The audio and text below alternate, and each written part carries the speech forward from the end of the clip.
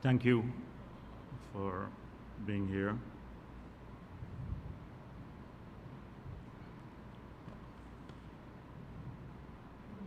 Over the past few days, we have seen the news from Region 6, and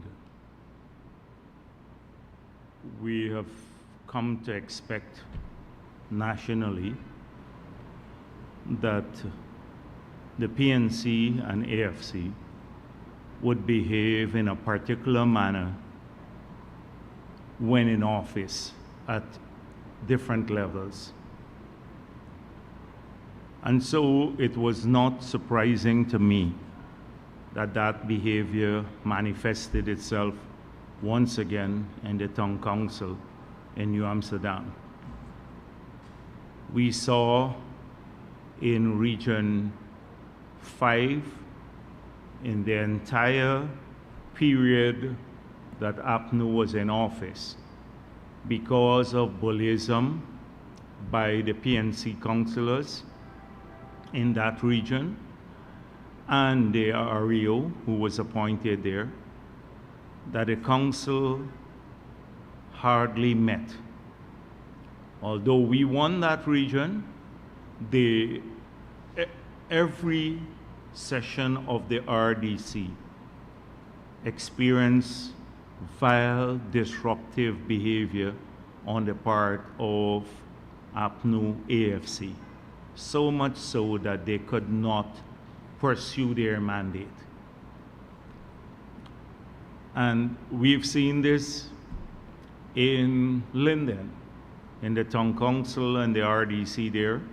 First of all, to sabotage government projects, to misrepresent them, and to stifle dissenting voices. We've seen them attempt to throw the town clerk out because he dared to question the lack of accountability on the part of the council in Linden, the Town Council in Linden. At the national level, we've experienced the same with APNU AFC. The refusal to abide by laws, the Constitution. We saw even in the Parliament they refused to respect a clear provision of the Constitution which dealt with no confidence motions. And therefore, what I saw in New Amsterdam was bound to happen at some point in time. I think they're very disturbed, that is APNU AFC, at what is happening in that town. Now, they have 14 councillors there, and in 2016 local government elections, we had 2 and APNU had 12. In the last local government elections, we got 6 councillors and APNU got 8. And we came near to winning another constituency by a few votes. Had we done that, the town council would have tied.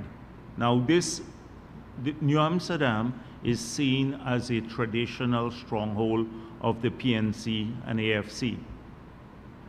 And to have those results shocked them. And since then, our councillors, the 6 councillors, have been working very hard to ensure that people's voices reach the meetings of the town council. They've been working very hard to engage with people and to address their concerns in the communities. They've been engaging the residents of New Amsterdam on the massive programs, central government programs that are being rolled out within New Amsterdam and the rest of Berbice. If you go to New Amsterdam, you would see a virtual transformation of the town in terms of road building, etc., community road building. And next week, the Berbice would see another maybe 300 roads being awarded. Region 4, Region 3, Region 4, 5, and 6 would see their road works for 2024 being awarded. They're a bit delayed, but the residents would see that in those 3 regions. So these councillors have been doing extraordinary work, and it frightens APNU and AFC. And I have no doubt that the minions in the council there have been given instructions from the center, from the APNU AFC leadership to try to muzzle our councillors. And one way of doing this is to fabricate an issue and then suspend the councillors. This will not stand. We'll not allow it to happen, but in doing so, they have revealed the true nature of APNU AFC. They can't change. Their whole approach is to stifle dissenting voices and to bully people into submission. And we will not allow this to continue. The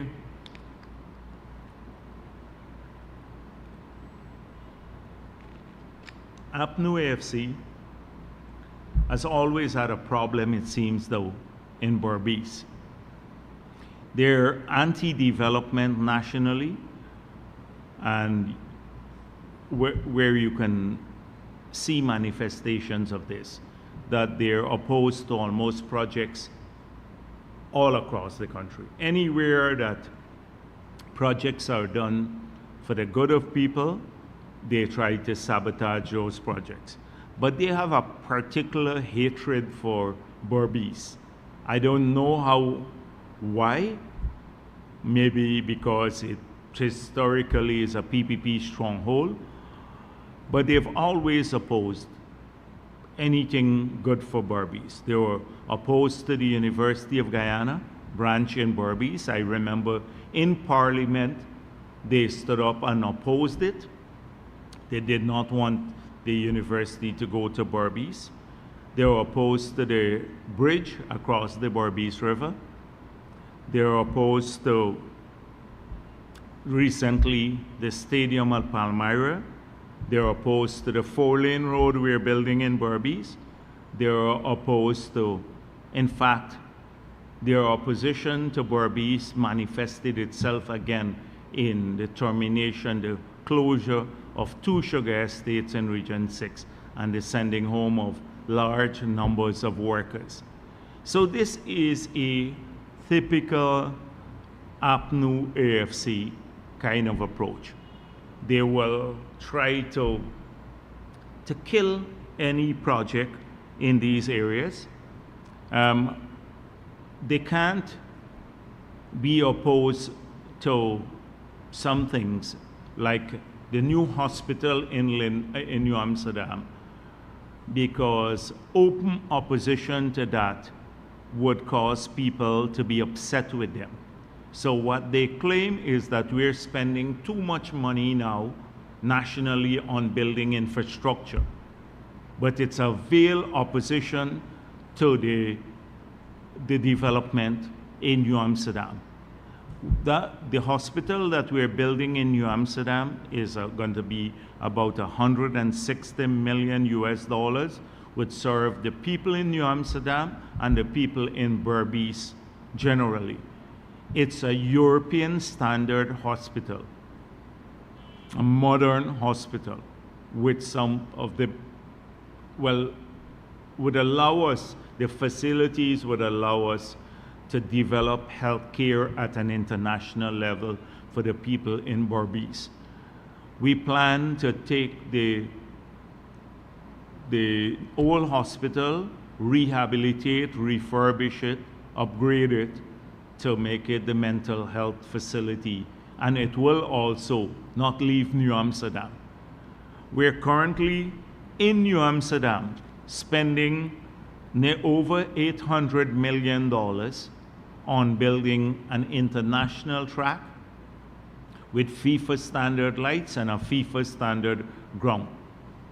And that's under construction now. So things that they did not do in New Amsterdam, people are experiencing now. But they will go again to New Amsterdam when the campaign starts. Like I saw AFC at the Bottom House meetings recently. They went to, I think, Liverpool, and they were blowing the racism dog whistle again. Oh, the PPP does not like Afro-Guyanese people. They're neglecting their communities. But they would not say that New Amsterdam is being transformed under the PPP. The facilities alone, these facilities, would have never happened under APNU. And the same thing is happening in Linden. But they will find a way to explain away the development there by comparing it with somewhere else and using false metrics in the comparisons. So this is typical PNC behavior. They just outside of New Amsterdam too, apart from that track, 1 minute drive away from New Amsterdam, at Palmyra, you're going to have an international stadium, cricket stadium. They were opposed to that, as I said before. And you're going to have an international hotel. You're going to have several shopping malls, etc. 1 minute drive out of the town. And all of these developments, they're very unhappy about. They have no alternative. If you ask APNU, what do you plan? They're so vague what they should do at the national level, much less if you get them in a corner and ask them about sectoral plans or plans for geographic areas in our countries, the region. They will be even vaguer. Because they don't have national plans. We can tell you what the plans are, what the projects are to develop the economies of the different regions of our country, because they all have different levels of development, and we're trying to bring development that people may enjoy in the more central parts of our country to the outlying areas, Linden, Hinterland, Berbice, etc. So we have a dedicated plan to do that. They don't have anything, but they're opposed to everything that we have done. You've seen their comments about the sugar workers recently. And by the way, last week after I spoke about the sugar industry and the devastation after they tried to misrepresent what took place, they argued that it's only 5,000 people were laid off, not 7,000. I pointed out that it's more like 15,000 people who were laid off if you take account of the private cane farmers and their workers. But I didn't even deal with the indirect numbers of people that it affected. Because if you're saying 3 persons in a family, that's 45,000 people who were affected. And then people call me with some horror stories about what they were told and their arrogance, and when they went into the ministry, the wanton discrimination that they faced. So that was just after my press conference last week. So we've seen what's taking place in New Amsterdam must not be seen as a single incident in isolation. It is indicative of the behavior of APNU AFC, and they have not changed. They will never change. So in spite of the new promises being made, or the promises to respect democracy and everything else, they have not changed.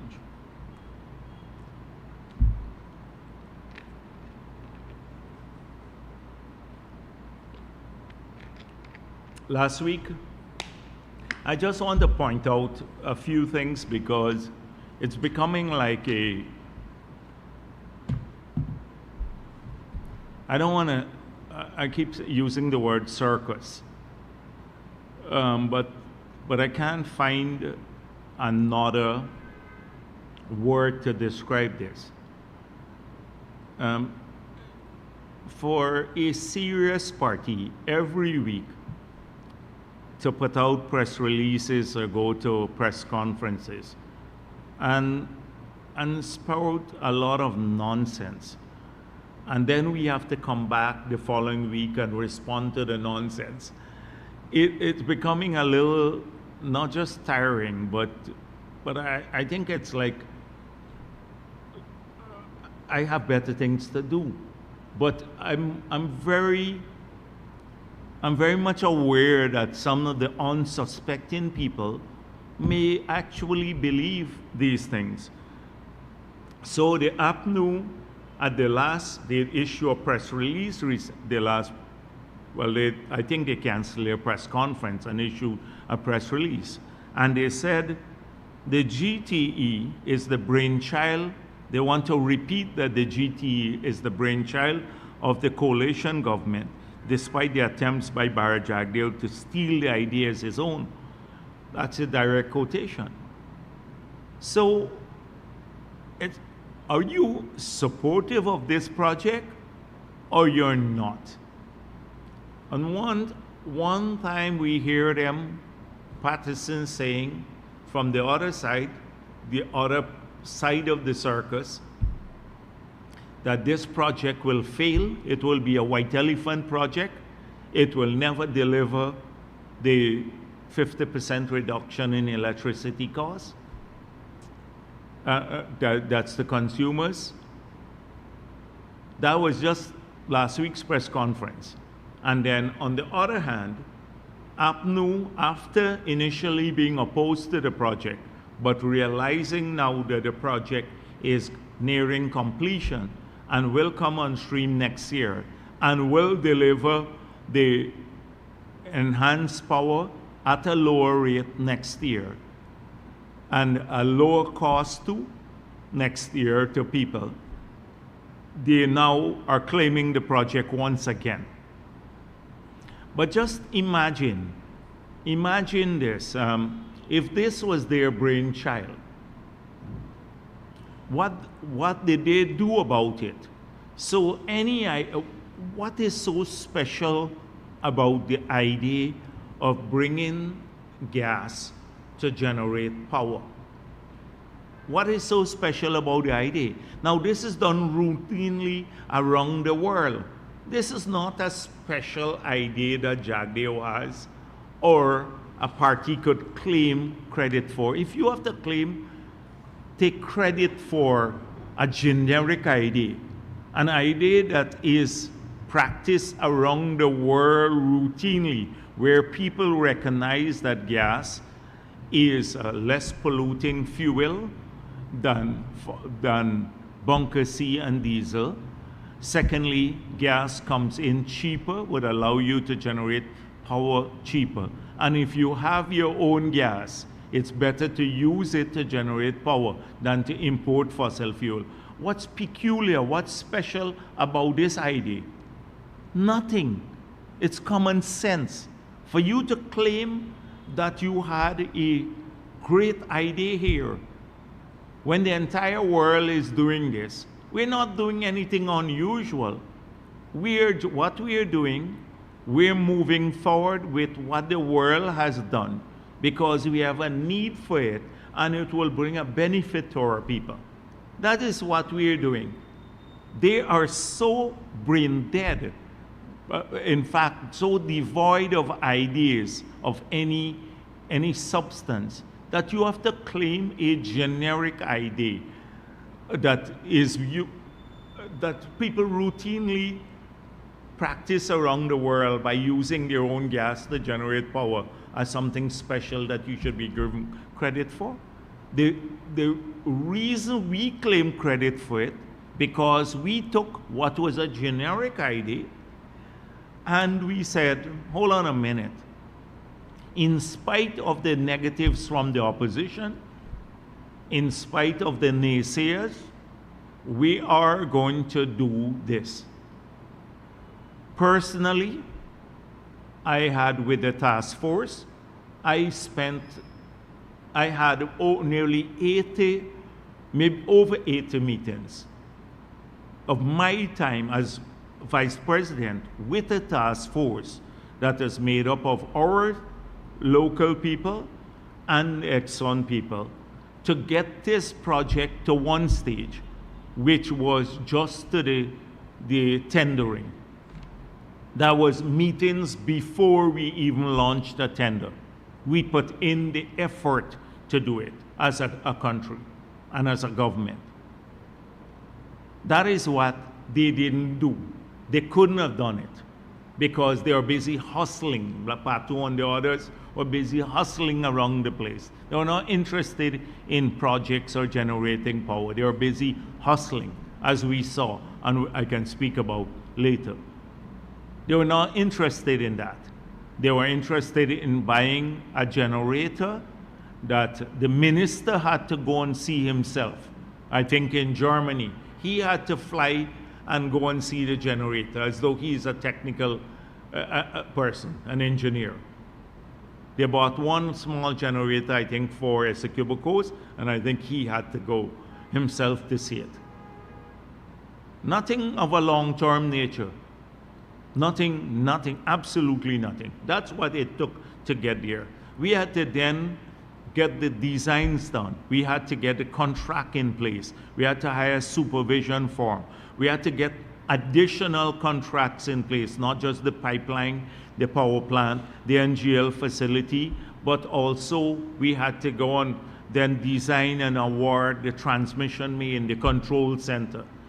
That's what it took to get to this project. So they're claiming the idea, which is, oh, Jagdeo steal our idea, but they were opposed to it. When this is a general thing, even a donkey would know that if you have your own gas, you have to use it to generate power. Anybody would know that, and they claim that. This is what it is. So they then move on in the same press release and said, oh, the PPP doesn't like the farmers too much. They've moved away from doing a fertilizer plant to now going to phase 2 of the power plant, because, you know, last week I explained that our power, the demand has grown so rapidly that by the time that project comes on stream, we would still need another maybe 200, 300 megawatts of power. Because if we incorporate the private sector demand that will come online because of lower cost, and we look at the growth in demand on the national grid, then already all the power would be used up. And so we need to plan for the next phase. So I explained that, but considering that 50 million cubic feet of gas per day would be used to generate about 300 megawatts of power. Less than that, not all 50 million, maybe about 43 million cubic feet per day. We could, and we have another power plant of a comparable nature. We probably use about 80, maybe 80 million cubic feet per day of gas to generate nearly 600 megawatts of power over there. We still have another 40 million cubic feet of gas per day because the pipeline is sized to bring in about 120 million cubic feet per day. So to do a fertilizer plant and other facilities, but they don't think about that. So they suddenly love the farmers, that the PPP doesn't like farmers anymore. A couple of weeks ago, they were saying, Winston Jordan, that the $1 billion in fertilizer subsidy that we gave to the farmers was racism. 3 weeks ago they said that, and I had cause to point out that we're spending $6 billion in electricity subsidy for Region 10. That they see everything through racist eyes. So just 2-3 weeks ago, they were saying the fertilizer plant, the subsidy we gave to the farmers was racism. We're giving it to Indian people. Now, 3 weeks later, they love the farmers so much. But it was the same Granger who said that rice farming and agriculture is private business. He was saying that. They forget these things. So they see an opportunity to talk nonsense, you know. They just see something, oh, so if they use some of the gas now to generate more power, which is needed in the country, so we can avoid long blackout, we can improve the quality of life of our people, and, you know, and get cheaper power to them, that they would not go with the fertilizer plant. It's not so. That's why I speak about the planning again. So a utterly nonsensical press release issued last week from APNU. Pure, unadulterated nonsense, garbage. And that comes off the press from a serious, or a so-called serious political party that claims that it represents the people of this country. Now, the leader of that party went to Toronto and claimed that Jagdeo want to provoke his opponents to resort to street protests, and that the PPP pays young Afro-Guyanese to beat up Indo-Guyanese at these protests and then blame the PNC and AFC. This, can you imagine? And they talk about bringing people together. First of all, he doesn't have any respect for young Afro-Guyanese men. They talk about this. They would prefer if we do nothing to assist Afro-Guyanese in the country. They'll be the happiest group of people. They don't want education to people to get scholarships, or these young people to be trained or taught positively. You can own something, own a plot of land, and own a car, and get a good paying job. The messages that we've been preaching all the time. Their message to young people, especially young Afro-Guyanese, especially young Afro-Guyanese men, is you're victims. You're victims of this racist government. So now he says we pay them, that they're opportunistic, we pay them to beat up Indo-Guyanese people. And then we claim it's the PNC doing it and AFC doing it. This is the sort of nonsense that we get in this day and age, and then they said they're trying to bring people together. You don't hear us saying this sort of thing. One time at Babujan, I said that on the morning of the election, they went to some of the villages that I know because I have friends from those villages who are Afro-Guyanese, and they beat some of the drum and said, let's get up and throw these Kuli people out. And I said, if that happens in the PPP, anyone says that, we'll kick them out. Now, Christopher Ram filed a private criminal charge against me. I was condemning racism. I was saying, if anybody does that in the PPP, we'll kick them out of the party.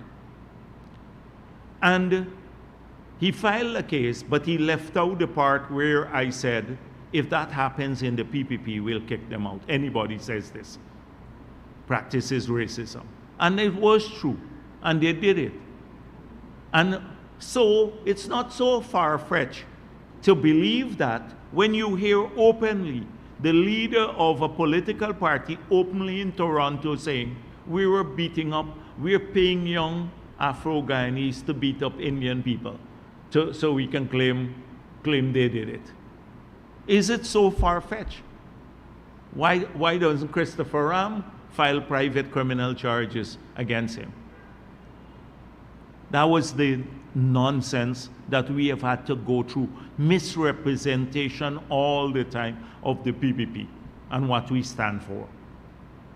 We're the only party that has made a genuine attempt to involve people of every race, every religion. And it's happening every single day. Even when we're in office or out of office, when we have maintained that position, that we work for all Guyana and for people of every race. So who is stoking racial tensions in this country? Who is it? Who is doing the ethnic count every time? It's APNU and the AFC. Look at the divisive tone that they took in some of the Amerindian communities, the AFC. And I was pleased to hear that some of the people asked them, they were very uncomfortable when the AFC did its fact-finding pit latrine tour of the hinterland. And some of the Tushos asked them some very uncomfortable questions, and they hurriedly left the villages because people see through the shallowness of the touring parties and their opportunism, that they're opportunistic. But they try to peddle again the race message. Oh, the PPP is discriminating against Amerindians now.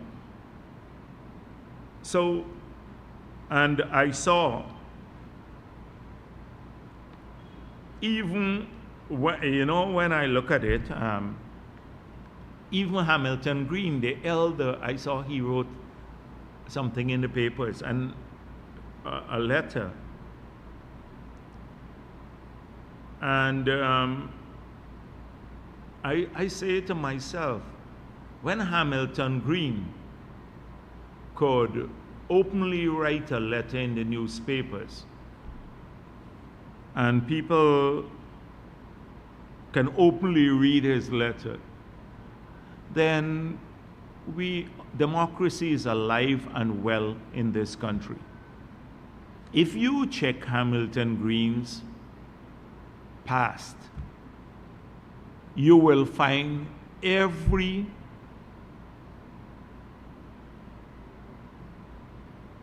thing that is wrong about governance, and you may find quite a few things, and I'm being very diplomatic here, that are unlawful and illegal in that past. And that's being very, very mild. He was one of the most divisive characters in our history.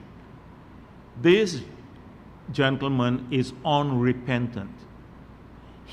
Up until recently, he chastised the PNC for giving up, allowing free and fair elections in 1992, and saying they should have continued to rig to stay in power. They made a blunder also in 2020. They didn't rig in a sophisticated enough manner. And the period where his sophisticated rigging was done was the period when they would shoot people, use the army, shoot some of our activists, kill them, seize the ballot boxes and take them to a central point and then just change the votes. That was the sophistication that he practiced, the rigging practices of the Hamilton Green. So I'm so happy that he could find his voice now to talk about governance and what's taking place here. He'd find that the PPP has never stolen an election and that we respect the Constitution and the separation of power and a free media. You find out who used to beat up, who used to lead the gangs beating up people, and who organized the killing of people like Father Dark and the others in this country. It was members of the PNC in the period when Hamilton Green was the Prime Minister. The period that Walter Rodney was assassinated, one of the top scholars in the world was assassinated, his life snuffed out, because he dared to speak up against the dictatorship. It was a period when Hamilton Green was the Prime Minister. And why do you think they rewarded him with a special pension as soon as they got in? They passed a special law to give him a special pension. He enjoys it now. We could have taken it back away from him. He enjoys it because sometimes the PPP is too forgiving. Sometimes it's too forgiving, and the same people that you ignore for the sake of national development, they come reborn again to present themselves as images and paragons of virtue, like we've seen from the AFC now. Some of the biggest thieves and hustlers, every week they go to the press conference and talk about probity and national development.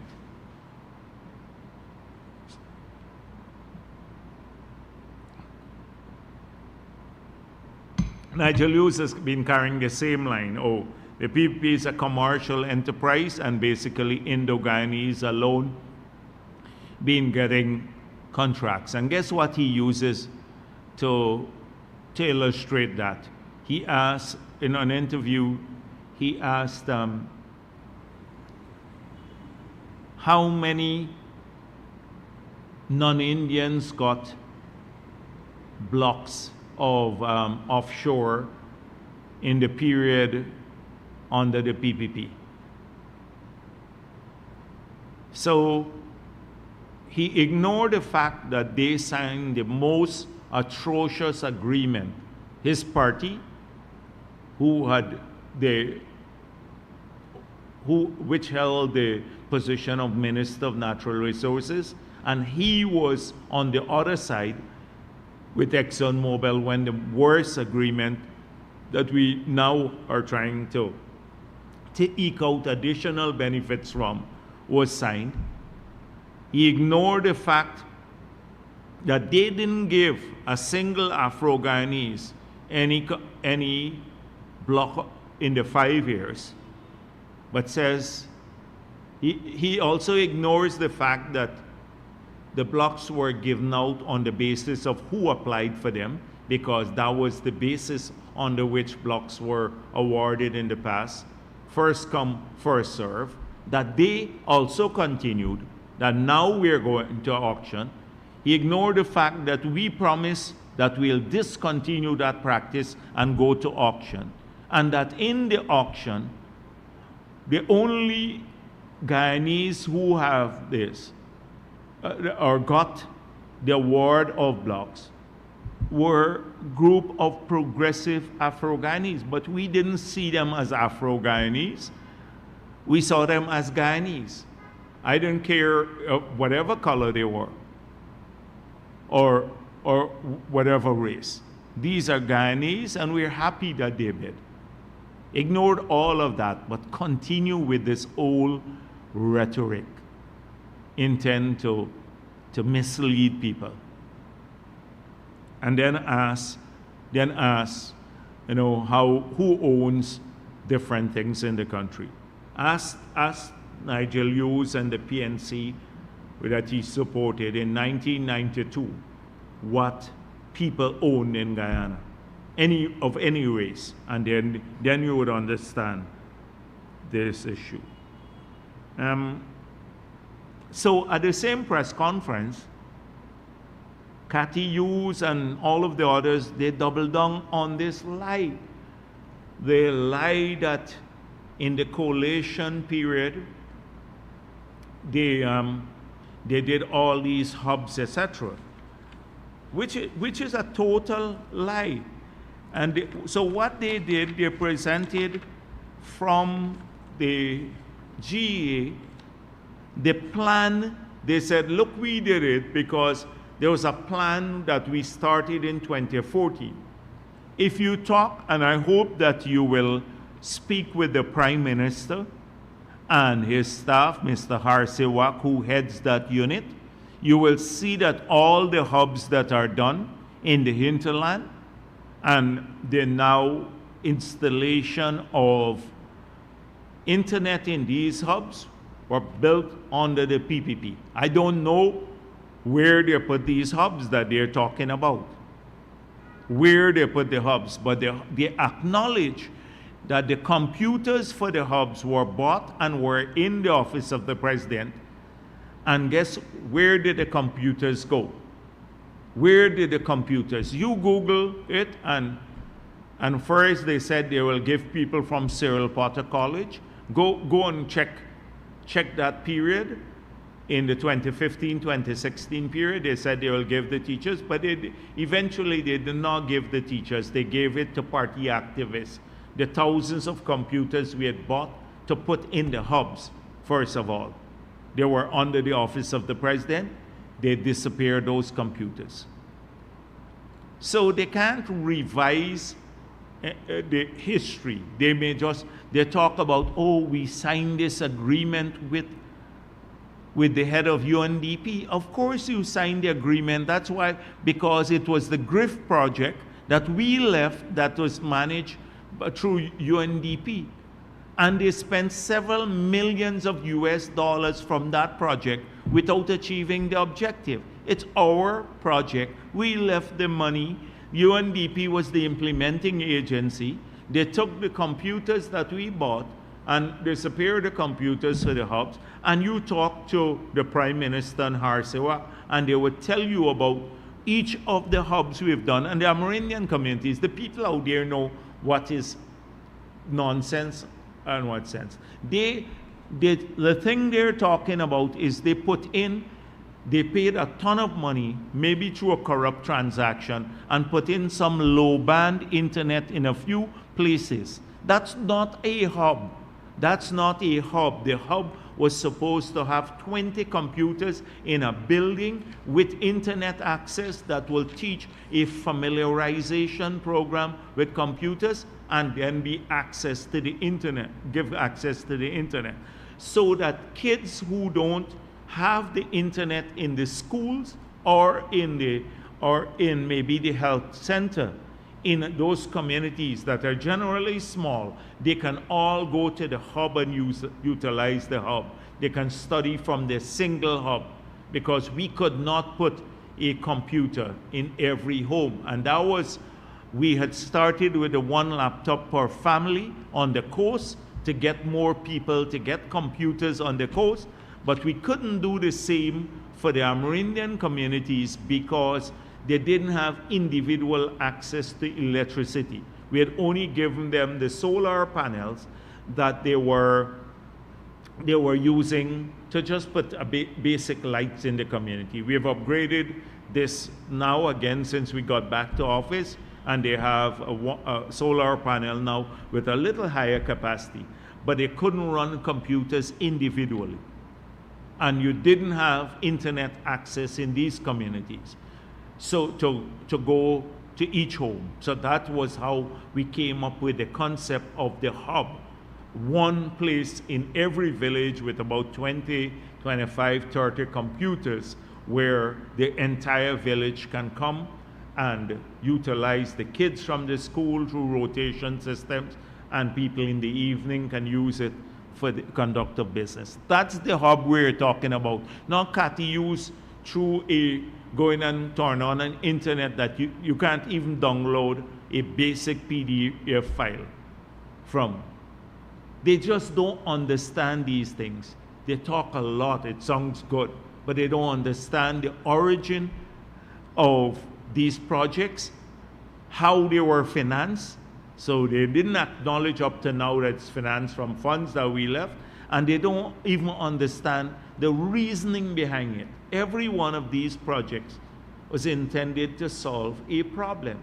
So if you talk to the PM, he will tell you about the work they've done on the hub since we got back into office, and then he will, computers that were kept in container, and all of these areas that he has commissioned internet in. Look the long list of villages that he has commissioned. This is what the Prime Minister has done.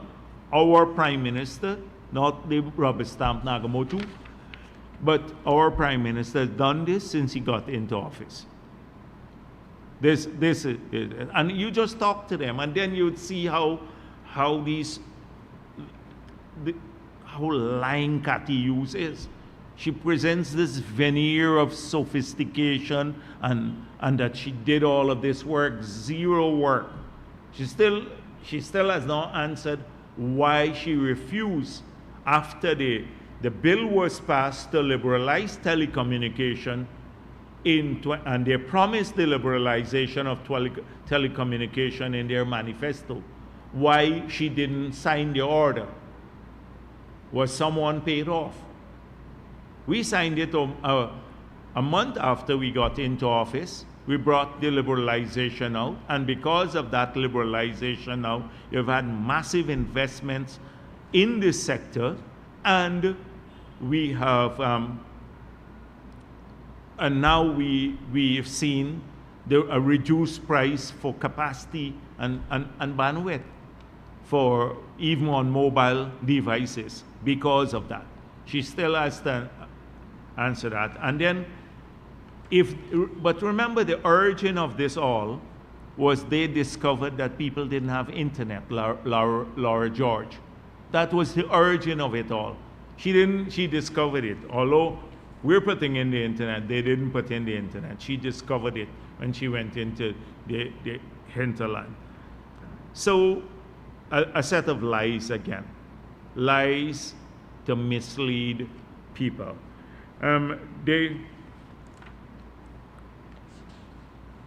The same press conference, I think it was Dennis who asked, not the softball from the Kaichor News to them, pre-planned questions with the AFC. So Dennis asked about their position again on the PSA. And the same Patterson that was saying a couple of months ago that they will support the renegotiation of the project. Now they don't understand what they want to change in the project, couldn't define what they want to change in the project.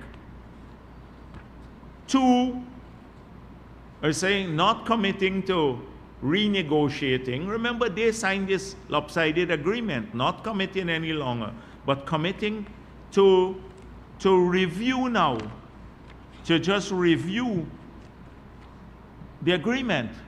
So tell me, until today, you don't know what's wrong with this agreement? A couple of weeks ago, I was asked by the Kaichor News what problem we had with the agreement when it was signed, and I outlined at that time all the issues that we had problems with, from ring fencing to taxation to royalty rate to the relinquishment provisions, a whole range of stuff we had. We identified them specifically. We committed to change them in a new PSA. They don't know what's wrong with the PSA that they signed in 2016. Now they have to review it. But that's a backpedaling, because I suspect that he spoke with Nigel Hughes, and this is what they've done. So I'm trying to find the part. You can find it yourselves. I'll find it later. I have it somewhere. But it's really, they just don't respect people, the people of this country. They don't think that we have functional memories and that we have a capacity to analyze and to see through nonsense and duplicity. So they keep shifting their position all the time. They're now going to review to find out what's wrong with the 2016 PSA. But guess what in the review they have to do? They have to take account of Exxon's interest too. In the past, it was all about Guyana. But now they will take account of Exxon's interest in the review. So in a nutshell, nothing is going to happen about it. But last week, I spoke about Sticky Finger Patterson. And I guess he was upset a bit about it. I pointed out that he is charged for several corrupt acts. And he's before the court now. And if Nigel Hughes wanted to start with people, if he believes that he needs clean people there, he should let Cathy Hughes define the circumstances in which that will be okay, where a minister can approve contracts for herself or himself in his own ministry, and that will be okay with the AFC. Because when cross-examined in the case, the low-life case, and this evidence was brought to the fore, she said it depends. When she was asked, do you find it that this is unusual, maybe reprehensible, corrupt behavior? And in what and is this not wrong? And she said, it depends. So let her define in what universe and under what circumstances a minister who said, that's Nigel Hughes' wife in this friend and family party that they have, his friends and family, that's a party now. Because everyone is related there or went to school with someone else. So let him ask her to define this. Because she said to the newspapers, I'm no longer responsible for day-to-day participation in this company, Video Mega. It's in the newspapers, Starbuck News, all around. They tried to give her a free pass. 2 years later, we found out that she was signing checks. Still, 2 years after she claimed no involvement in the company, that she was still signing checks for that company. And then the same company she's signing on behalf of, so when they're paying for their ads or other things, she's signing the check to pay suppliers. She then turns around in her ministry and approves payment to her own company. And she said, it may not be corrupt, it depends. So let him start off by saying, under what circumstances that would not be corrupt. And whether he condones it. Should start by answering that. The second issue is, we pointed out about Patterson's behavior. So Patterson thought maybe he could get back at me. So he asked some questions. He said, when we sold, and it's important that we go back to these issues because this is what APNU was saying in 2015. oh, they will do audits and they will charge us for these corrupt behavior. So this was supposedly one of the corrupt things. So he said, when we sold the 20% shares in GT&T, we sold it for $30 million. But when they got into office and they contacted the people, $5 million was not paid. And they said, the people said that they gave money to somebody in the PPP, the 5 million to the PPP, $5 million US. That's a lot of money. So you notice he didn't say any individual, because I know he is lying, because he could be sued. So he said they were told that they gave it to someone in the PPP. They were told the 5 million balance. So what did APNU then do? Shouldn't you have, you were trying to lock us all up, you should have investigated it. This was a serious matter. If someone from the PPP collected $5 million US to cheat the revenue of the country, this should have been a major investigation. Charges should have been laid. And we're very interested in finding out who paid where they paid the $5 million. So let me give you the history of this issue. And this is what APNU will never understand about the People's Progressive Party. That's why Nigel Hughes may have said that we are a commercial enterprise. We always look out for the country and taxpayers. We manage the country like you would a business. And it's only that way, not like the wishy-washy way that the APNU wants. We manage it like a business with maximizing benefits to the shareholders of the country, which is the people of this country. And we bring the same orientation and the same sort of skill to that. So I have here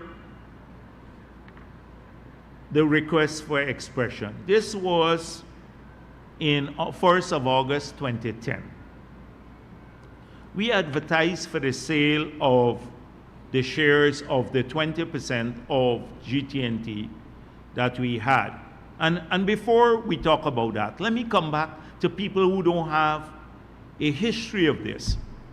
So you recall, before 1992, privatization was done by APNU. They had 4 entities doing privatization: Public Cooperation Secretariat, the Ministry, the State Planning Commission, the Office of the President, and the Ministry of Finance.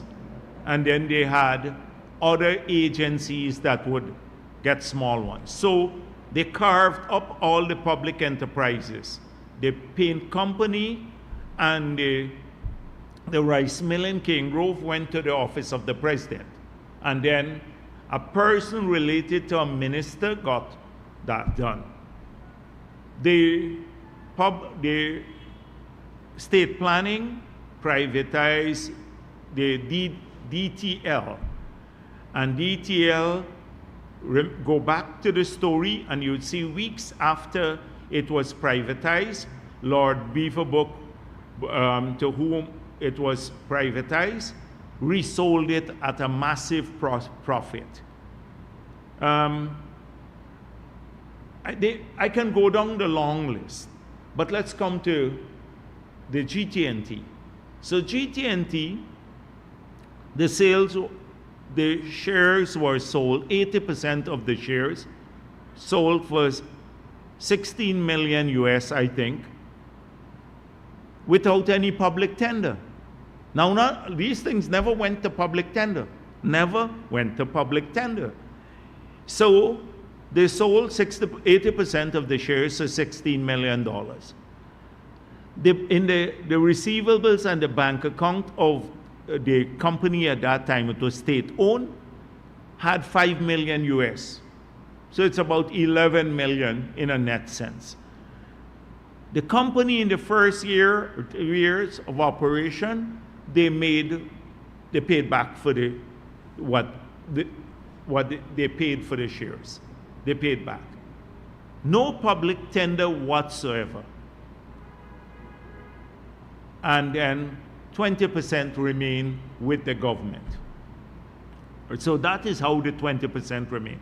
But by the way, if you look at in 2012, just after I demitted office, we tabled in Parliament a document that showed the entire history of privatization, everything we privatized, the method of privatization, and also the sums received from 1992 to 2011. There is that document. You can find it in the public domain. We presented it in Parliament. So there's a public record of how we did it. We don't have any public records of anything that happened on the APNU, their era of privatization. So this was how this transaction took place. So the 20% remained, so we said we're privatizing it. The same one that he's talking about now.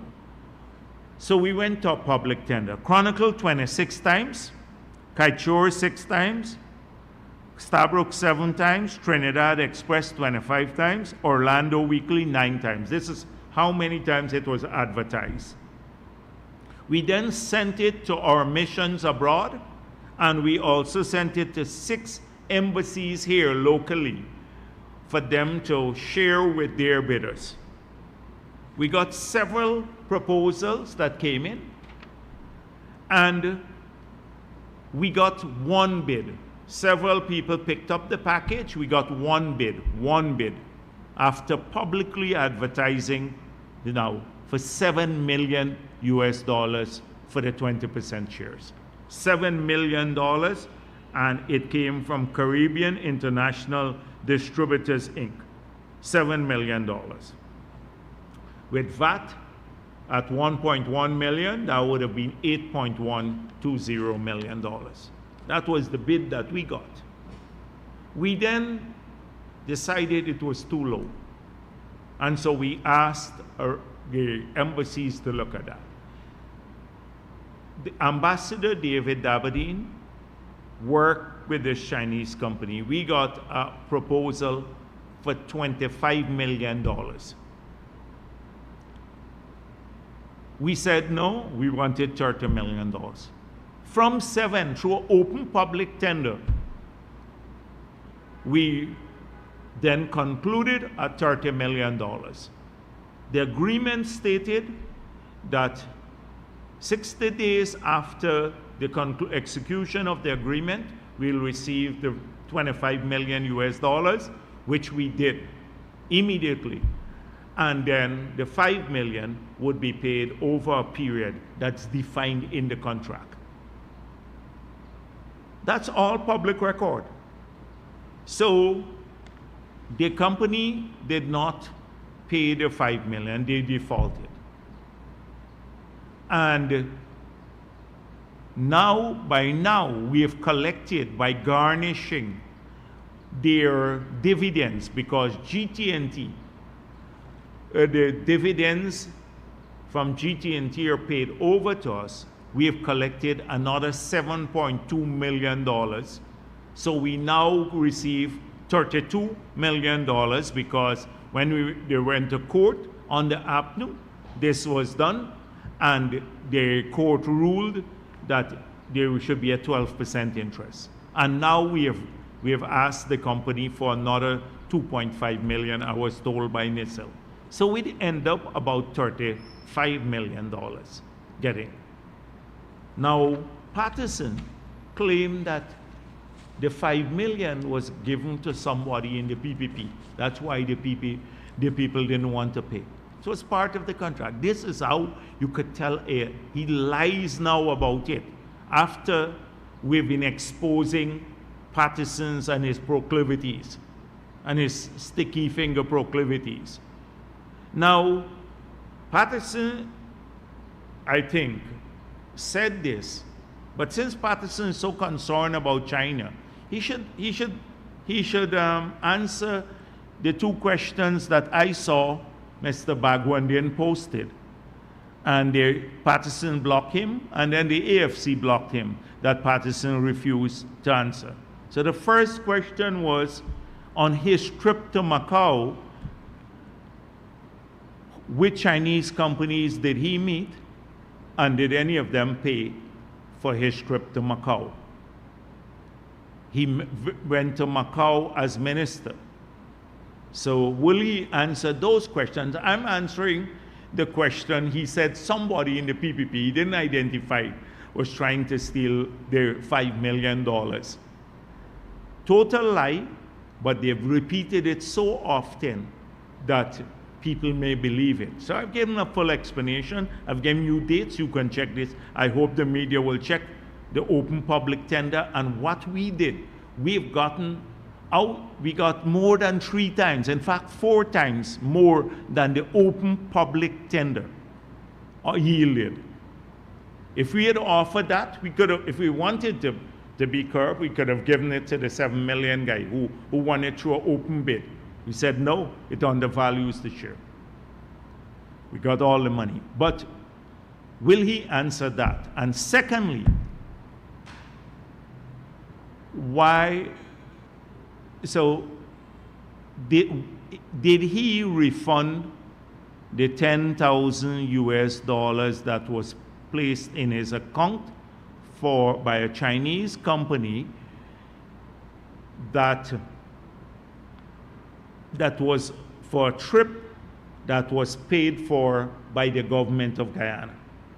So the government of Guyana paid for this trip, but he claimed that he was reimbursed by a Chinese company into his account. And how did that company get his banking details? Now, before somebody transfer money into your bank, you have to give them your banking details. He didn't answer that. And then, since we are asking questions, did he make a large transfer of money to Brazil to the father of an individual who had claimed that another member of the AFC sexually molested him?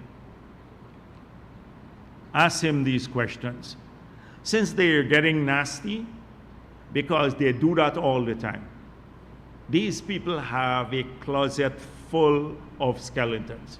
And ask him if now he's concerned about PPP corruption. You hear him, if he would stop, if he's still wearing the gold bangle that he claimed that he's now wearing, that he never wore, and we caught him with a picture wearing it. He said, I never wore any gold jewelry. And then we discovered that it's a ministry that bought it for him, and he was wearing it in a picture that everyone now has become famous. They're a bunch of liars. And asked him, how did he also, how did he get the bid that he took to cabinet, the unsolicited bid? There's so many questions. So if Patterson, I think he wants to ask me questions about who in the PPP got the money. Well, nobody that I know of in the PPP got the money, because the $5 million, because it was part of the agreement. If you read the agreement, and it was, we got a great deal here, a great deal, given what I just explained, and the money was there in the agreement. The only reason the legal action succeeded is because the agreement showed that they had to pay another $5 million, the full purchase price. So I've answered your question.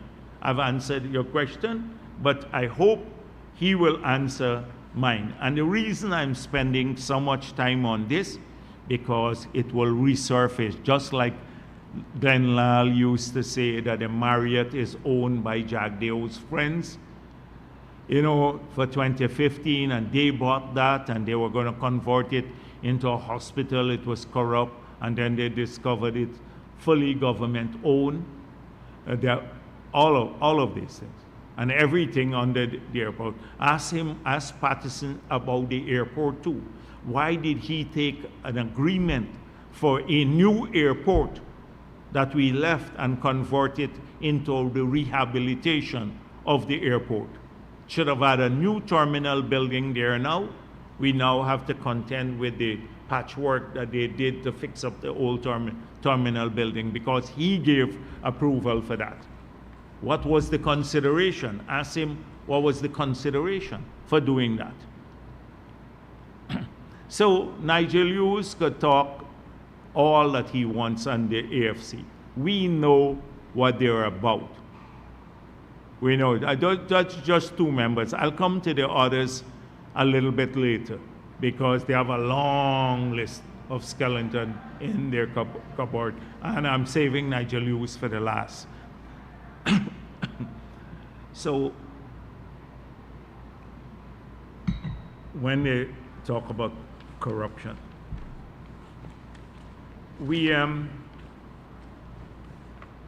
I noticed the Mara Waves, Suriname boasts of a better oil contract, or better oil contract terms than Guyana.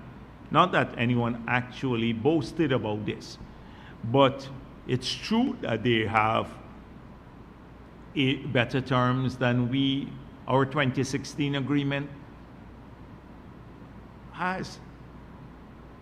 And who is responsible for this again? The APNU AFC. So if you look at their royalty rate of 6.2% royalty, we've just put in our new PSA 10% royalty rate. That's the new condition. But the agreement that they have today is better than the 2016 agreement. And we pointed this out many times. How many times have we pointed this out? Who is to be blamed for this? It is the same APNU AFC. How did we try to fix this? We sought to fix it by getting more benefits from the contract through local content, the local content law, the gas to energy project, so that we can claim other non-fiscal benefits from the contract. And we've had Exxon agree with that from the time we got into office. But this is it, and I'm happy for Suriname. Very happy for them. They've worked very hard at this. When I saw this, I spoke with the foreign minister and I congratulated him. And I sent a message to President Santoki, and he responded to the message that we were pleased for Suriname, that they actually have been able to get an FID now and they can move forward. And we are looking forward to working with Suriname on synergies. The project will focus a lot on oil, so we still need to look at the development of gas. And that is what we are trying, because Suriname, they found quite a bit of gas, and our discoveries closer to the Suriname border had more gas in them. So we still need to try to collaborate. In the context of our project or aim to monetize this gas, either within the context of that project or separately, but we still need to have a discussion on this. And I spoke with the Foreign Minister Ramdin, and he wants to come with a team of people. And I've said I'll give him a date when we can have those discussions. So we are pleased with that Suriname is moving forward.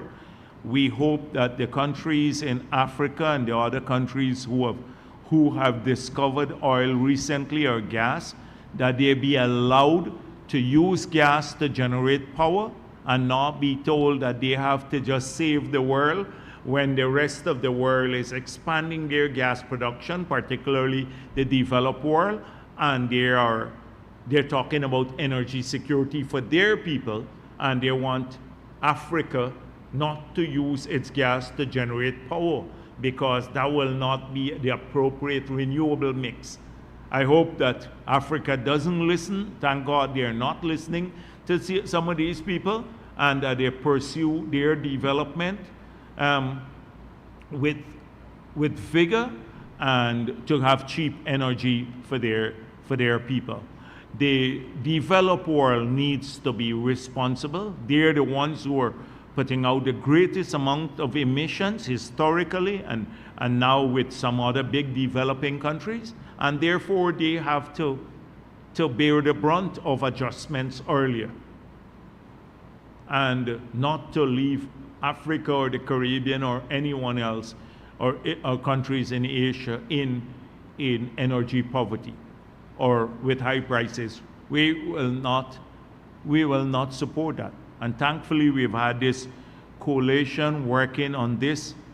I've had discussions with several African ministers and leaders, and we are moving forward in this regard, that we have to develop these resources to ensure that our people have a chance at progressing too. And we can do this responsibly, and even now, sensibly, and it will have a beneficial impact on climate change, because a lot of those countries are now generating power, like in Guyana's case, from burning either coal or more polluting fuels like bunker C or diesel. So even going to gas will be a cleaner fuel for them. But I'm pleased that Suriname has got its first FID, and that they will now invest probably to start producing by 2027, 2028 their forest oil. We're looking forward to working with them in the future, and to look at what kinds of also shared infrastructure we can have, because we're two contiguous countries, the only two contiguous countries in CARICOM.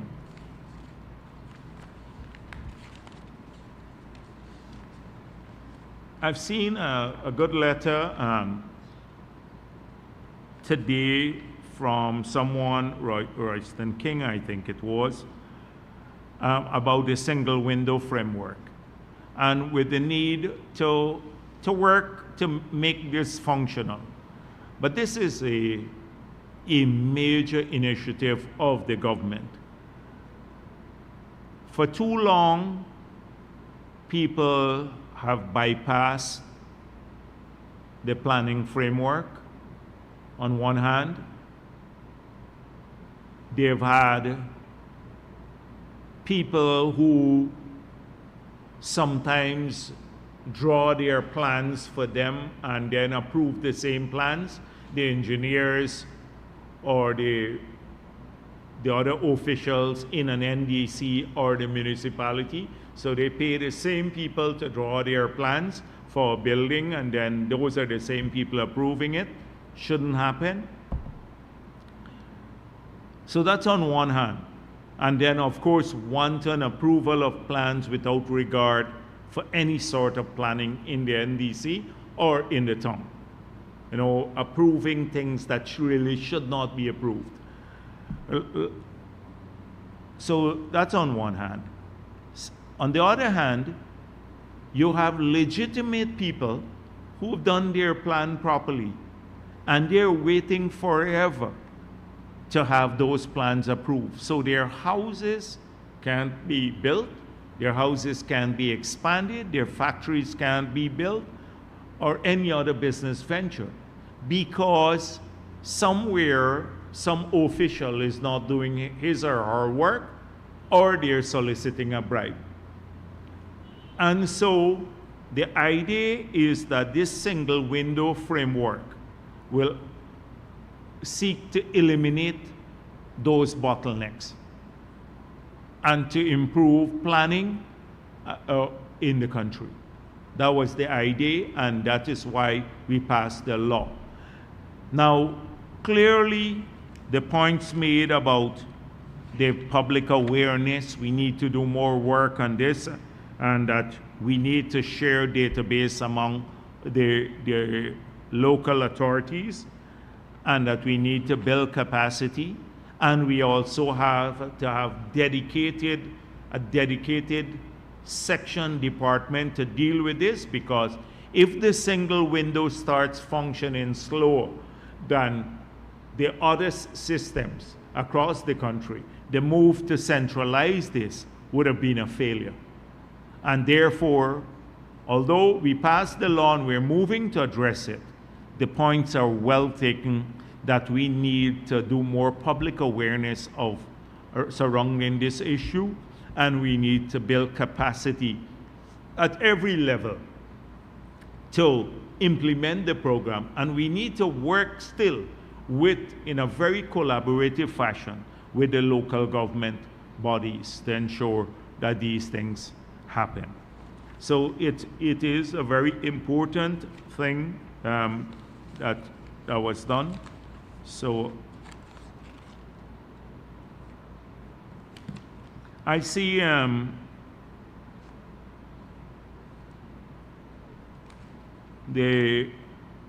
editorial in the Starbuck News, two ones again. So the editorial in the Starbuck News about our clear instructions to public officers on procurement matters.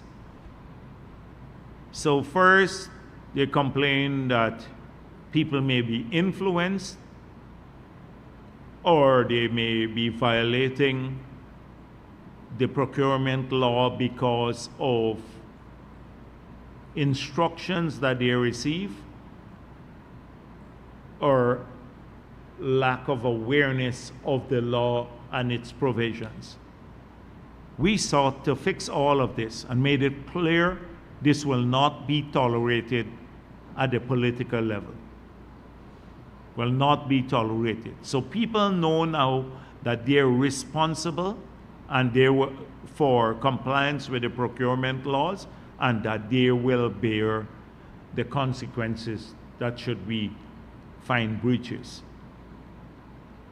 We've already seen that from the time we spoke on one visit to Region 8.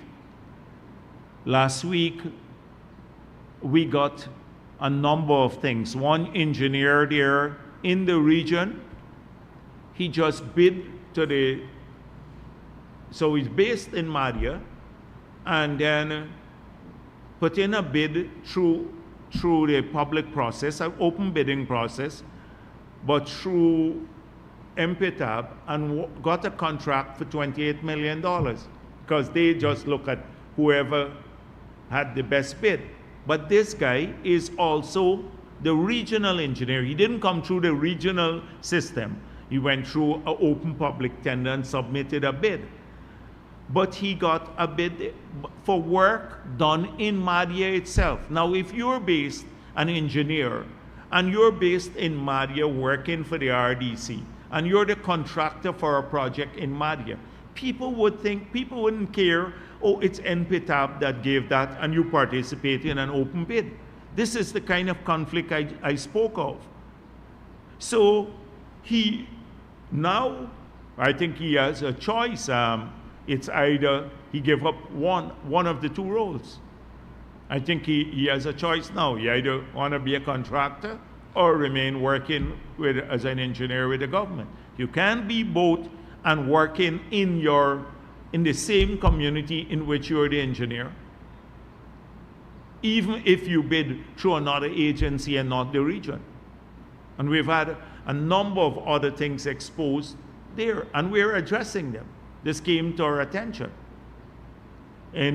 So people are now getting, they're bringing this to our attention. We didn't know. The MPTAB didn't know. We asked them, they said, oh, we don't know this guy is the regional engineer. He bid through an open process. They did not know. And once this comes to our attention, people have to make a determination. So they're worried about my 95% figure, and then said, oh, it might be not the real figure. And even so, the 5% remains completely unacceptable. That's precisely what I said. I said, people don't pay attention. The media and the opposition will never give you credit for the 95% that's done completely and unsatisfactorily. They will focus on the 5%. So we have an obligation to pay attention to the 5% to see that nothing happens. So this conclusion is exactly what we said to people. And secondly, they went back again to the same TPU and a couple of other contracts, the same thing that I accused them of, that they can't find it widespread, so they would select a few contracts. You have 10,000 contracts being done, so they would name 3 contracts and say, oh, that casts doubt on the 95% figure. It's nonsense. I think we have taken a strong view, not a word from an editorial in Stabroek News. I wish they would editorialize about the 5 years, the 5 lost years on the apnoe to public procurement. I can challenge them to find a single bid that was there on the website, public information. Everything from September 2021 that was issued from MPTAP is on the website. Every contract, not a single word. So I would expect that from them. And I noticed this thing about cost of living again. But the background is they would never put in the stories all that we have done to address cost of living. As I said before, I don't think a single country here or in the developed world has done relatively have done what we have done in a relative sense for key components, drivers of cost of living, key components, from the cost of transport and electricity and water and internet and mortgages and helping the farmers through fertilizers and all of that sort of stuff. The food prices, we dealt with it already. That food prices sometimes goes up and down, and I pointed this out, that the president will, when he speaks to the parliament, he will be addressing cost of living alone. He'll be speaking to parliament, but he will also speak about this matter. But he will point out all that we have done so far, that the opposition is saying, first, that they will remove all those subsidies to keep the cost of living. Now they've changed it, to keep the cost of living down. Now they've changed again. I'll end there. Thank you.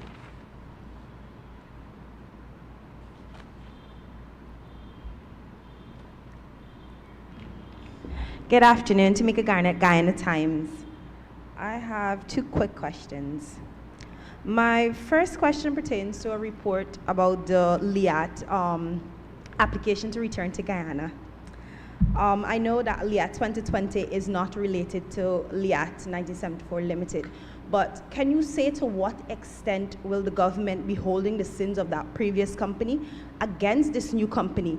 And what reassurances can be put in place going forward so that Guyanese, that LIAT 2020 just doesn't pick up with Guyanese money and then come back as LIAT 2030? What will be put in place to protect us should we go forward with allowing LIAT 2020 to fly Guyana skies? No. Oh, the airlines,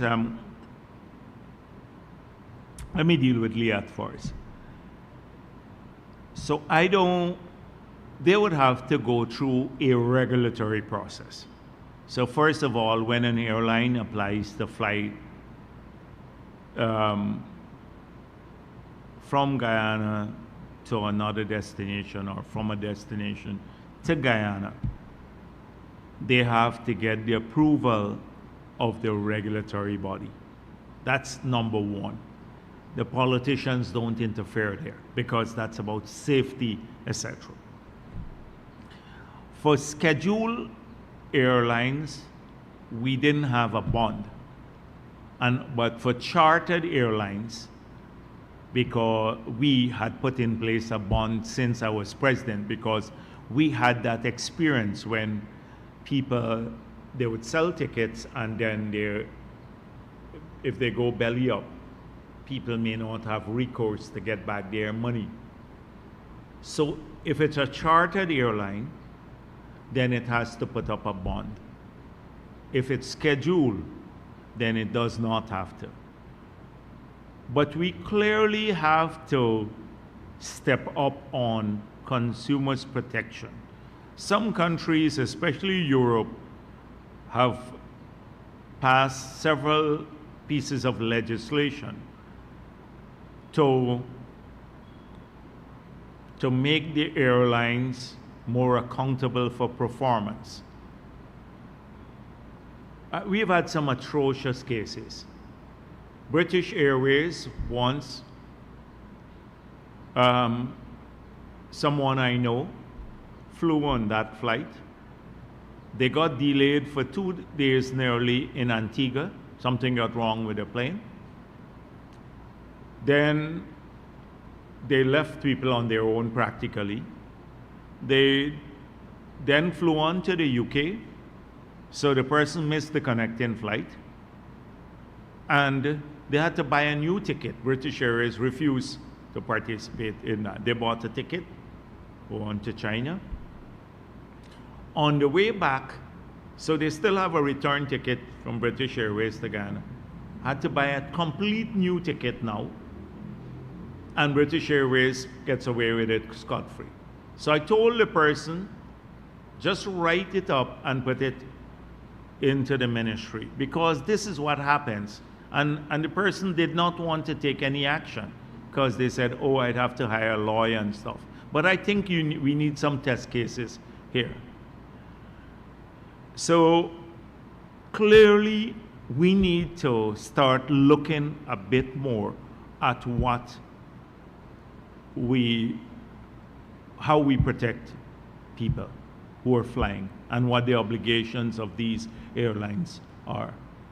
LIAT, I don't know about the details and the configuration, whether it's backed by the governments of the Caribbean, etc., or it's a totally private venture.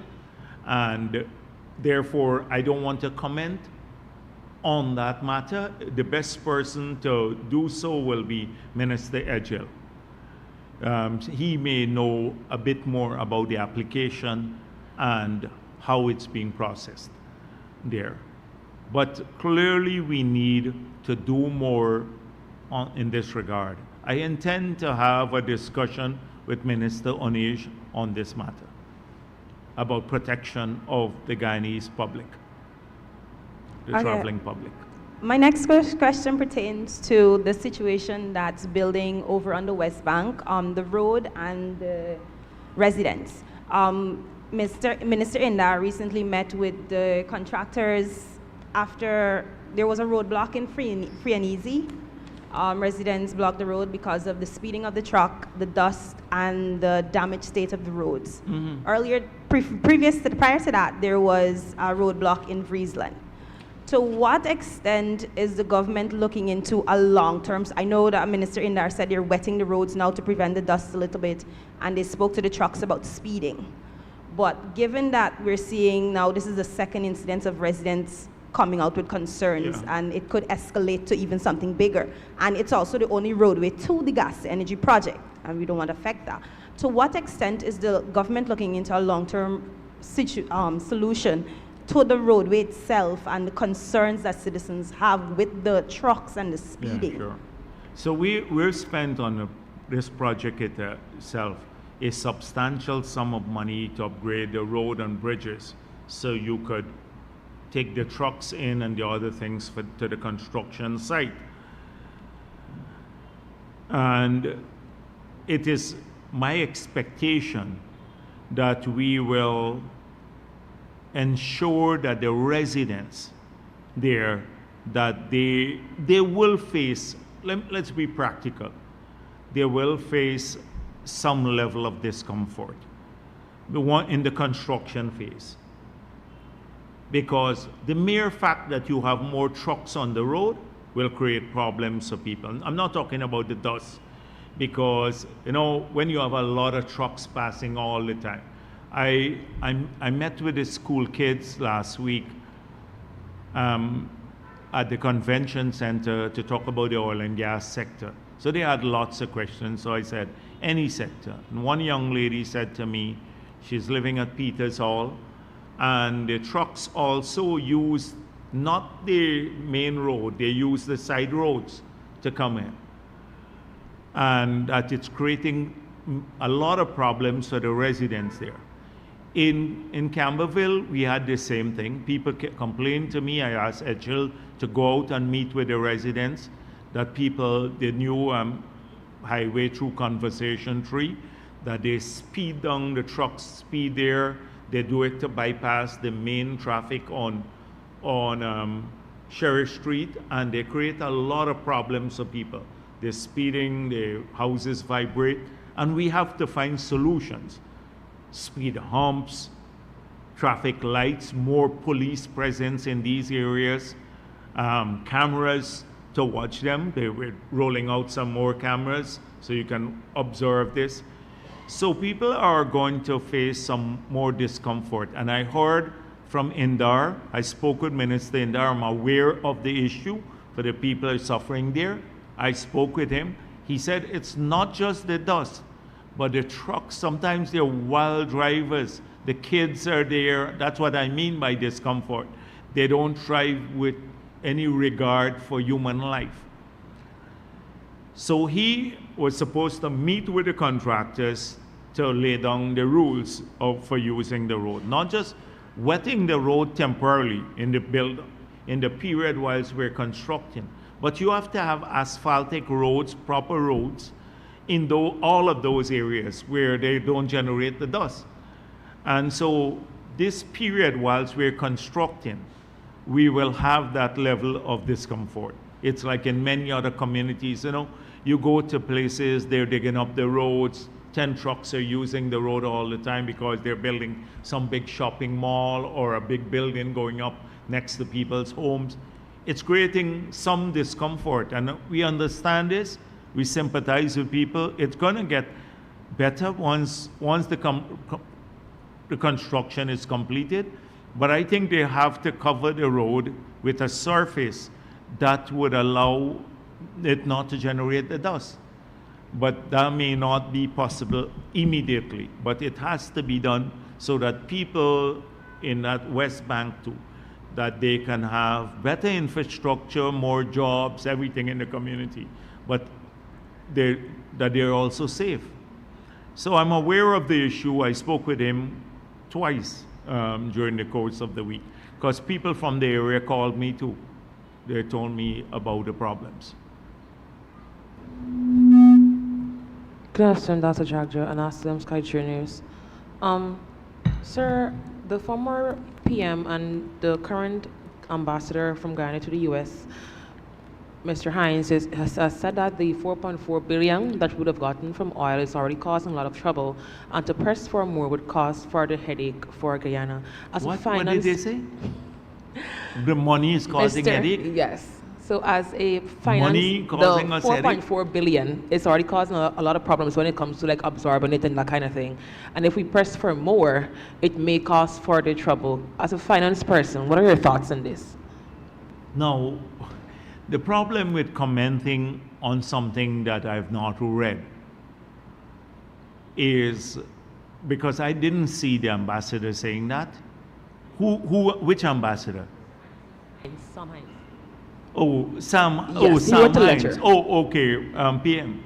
Now, Sam has a big head like mine, and he is a very cerebral person. Let me tell you something if you don't know about Sam. Sam is a person who honest to the bone and very thoughtful. And he will think through things, like he will talk things through in the public domain. So I suspect what he is talking about I've now read what he said, is about the issue of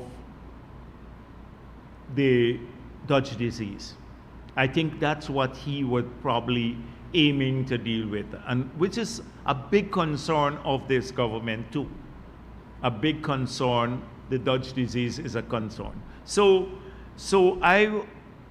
But when he speaks, you must see this as an honest kind of public discourse, allowing his thought patterns to explore all the ideas.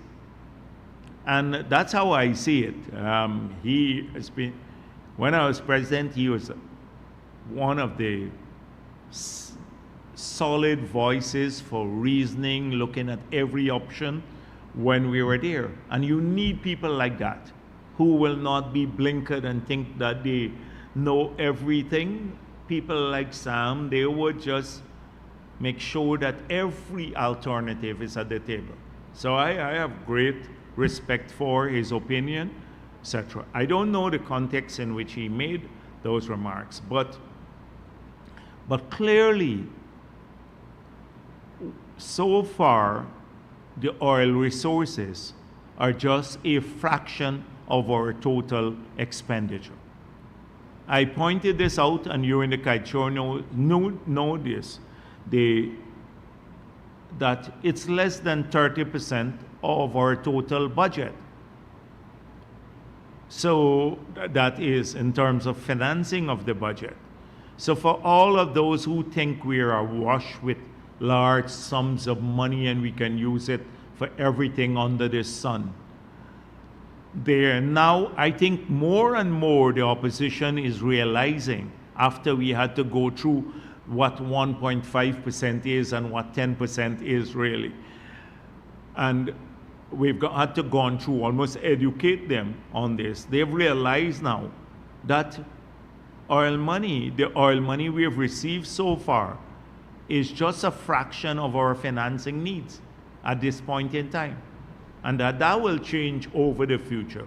But we constantly have to be mindful about absorptive capacity in the country, and that the utilization of the resources don't change relative prices. And that we don't need, because there could be a time where you spend so much money in the country that it affects the change in the currency, its appreciation, and that will have a negative impact on all of the other non-oil sectors. So I think that might be what Sam was really getting at. But we haven't reached that as yet. We haven't reached that stage, but we're very mindful of it in planning. But he is free. He's one person who is free to express his views, because I know he comes from an honest place, not like some of these crooks that we have to deal with every day. Secondly, President Ali has hailed China's significant contribution to Guyana's development. But on the other hand, we are seeing that there are small vendors who are complaining that the Chinese businesses at the supermarkets are pushing them out of business. How does the government plan to balance Chinese presence with the Guyanese businesses, especially the smaller ones? So I've been in contact with some of the people who are claiming that they're being displaced by Chinese businesses establishing in their communities. A number of other people have contacted us too. These are people, Guyanese people, businessmen, who are pro-Chinese.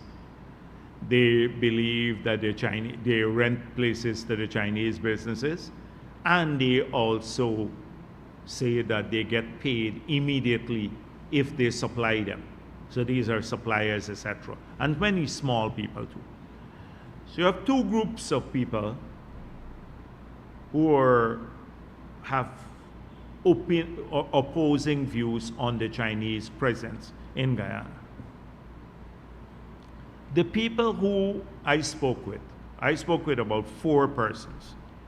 And they recognize that you can't stop a foreigner once they get access into the country, because we don't have restriction on foreigners or foreign companies establishing business in Guyana. There's no restriction on it. And it's hard to put a restriction based on nationality. So we can't say, oh, the Chinese can't open business here.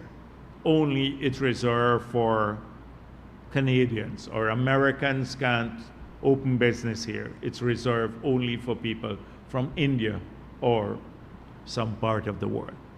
You can't place restrictions of that nature or on opening business based on nationality. It would not only be against WTO, but it would run you into a very difficult foreign policy situation. So the people who are claiming competitive disadvantage recognize that. However, they're saying that they do not have a level playing field, and they have a point there. They argue that sometimes these companies bypass regulatory approval, and the regulatory agencies don't hold them accountable for the laws of Guyana. So they put up a building that breaches the building permits. No ventilation there on the building. They will get a visit from the inspector, and who says, oh, to sell pharmaceuticals here, you have to have proper ventilation. But next door, there is a Chinese company selling pharmaceuticals that has no ventilation whatsoever. They're not applying the law uniformly.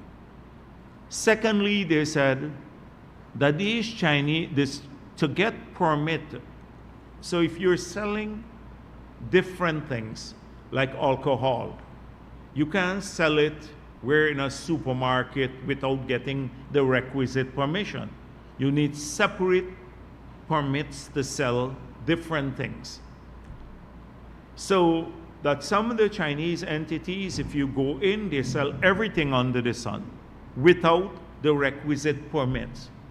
And they are held accountable now for getting permits and limited by the regulatory authorities in what they can sell.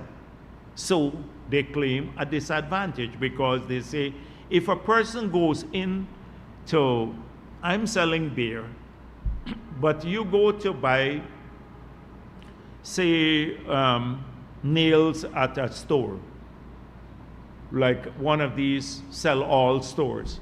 But if the beer is selling right there, you're not going to leave the place where you're buying the nails from and then come over to my place to buy the beer. You'll buy it just there because it's convenient. But they may not have the approval to sell the beer. So they're claiming disadvantage there too. They claim that on the GRA does not pay the careful attention for payment of VAT and other things, like, or hold them accountable for paying VAT and other taxes that they have to pay. So we've made it clear to the regulatory bodies, you have to enforce the law uniformly. You have to. And we believe that sometimes people are induced not to do that. So we're paying careful attention to this. So to the extent that they have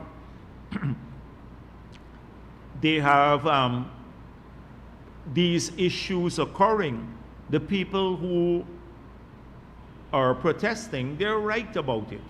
I would have done that myself. If I'm next door to someone and he doesn't have to observe the law, and I have to do so, particularly when I'm a native to this country, and then you have a person of foreign origin opening something there. So That's how we approach it. But we can't, if the idea is to stop people based on nationality, it would be impossible to do it. What if people say, China says, we're not going to sell Guyana any of our goods anymore. So you can't import anything from China because you don't want our people. You stopped us based on the nationality to sell in Guyana, the people to sell. You can't do that, discriminate on the basis of nationality, but you can ensure compliance based with the laws of the country. So they have to pay their fair taxes, they have to look at all of the regulations, and if our people are not allowed to sell multiple things in a single store, then they must not too. They must have separate stores for this. But on the other hand, you have a whole slew of Guyanese too, who believe that they can go, these people work, they say to me, I go to the community and they say, oh, the Guyanese man who got the shop in the village, they close up at midday and open back at 2 in the morning, 2 o'clock. That's my lunch break. I can't get anything, I can't get to buy my stuff. These Chinese open from morning right into the night.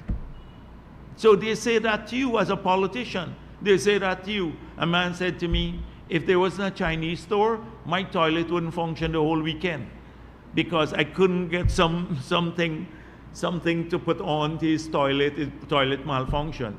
People, you're caught in the middle on this matter. So you have to balance interests here too, because there are lots of people who say that they're benefiting from better service in their communities too. But these people must pay their taxes too. They have to pay their taxes, they have to comply with all our laws.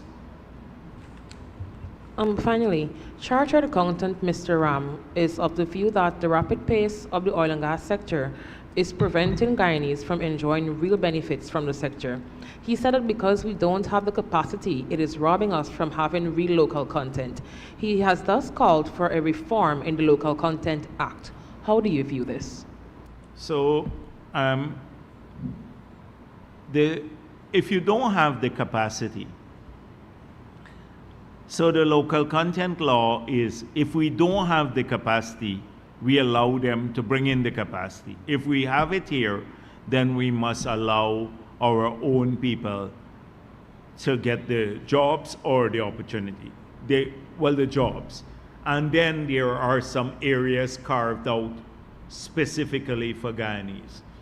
So we're going through the revision. So first of all, we should hail this act as the biggest impact. We don't talk much about our success, but this act in itself is a great success. This act by the end of this year will drive $700 million of business to our local companies. That's not a small sum of money. That's $150 billion. That is a major, major change. And we intend to create even more room for our people, provided they develop the capacity. Look at the audit. So the audit was supposed to go to the cabinet today or maybe next week. You asked me the third one. I found out, and the audit will go to the cabinet for approval. But when we try to involve local people in the audit, they were run down by the Kaicho News and others more than even the foreigners when they did the audit.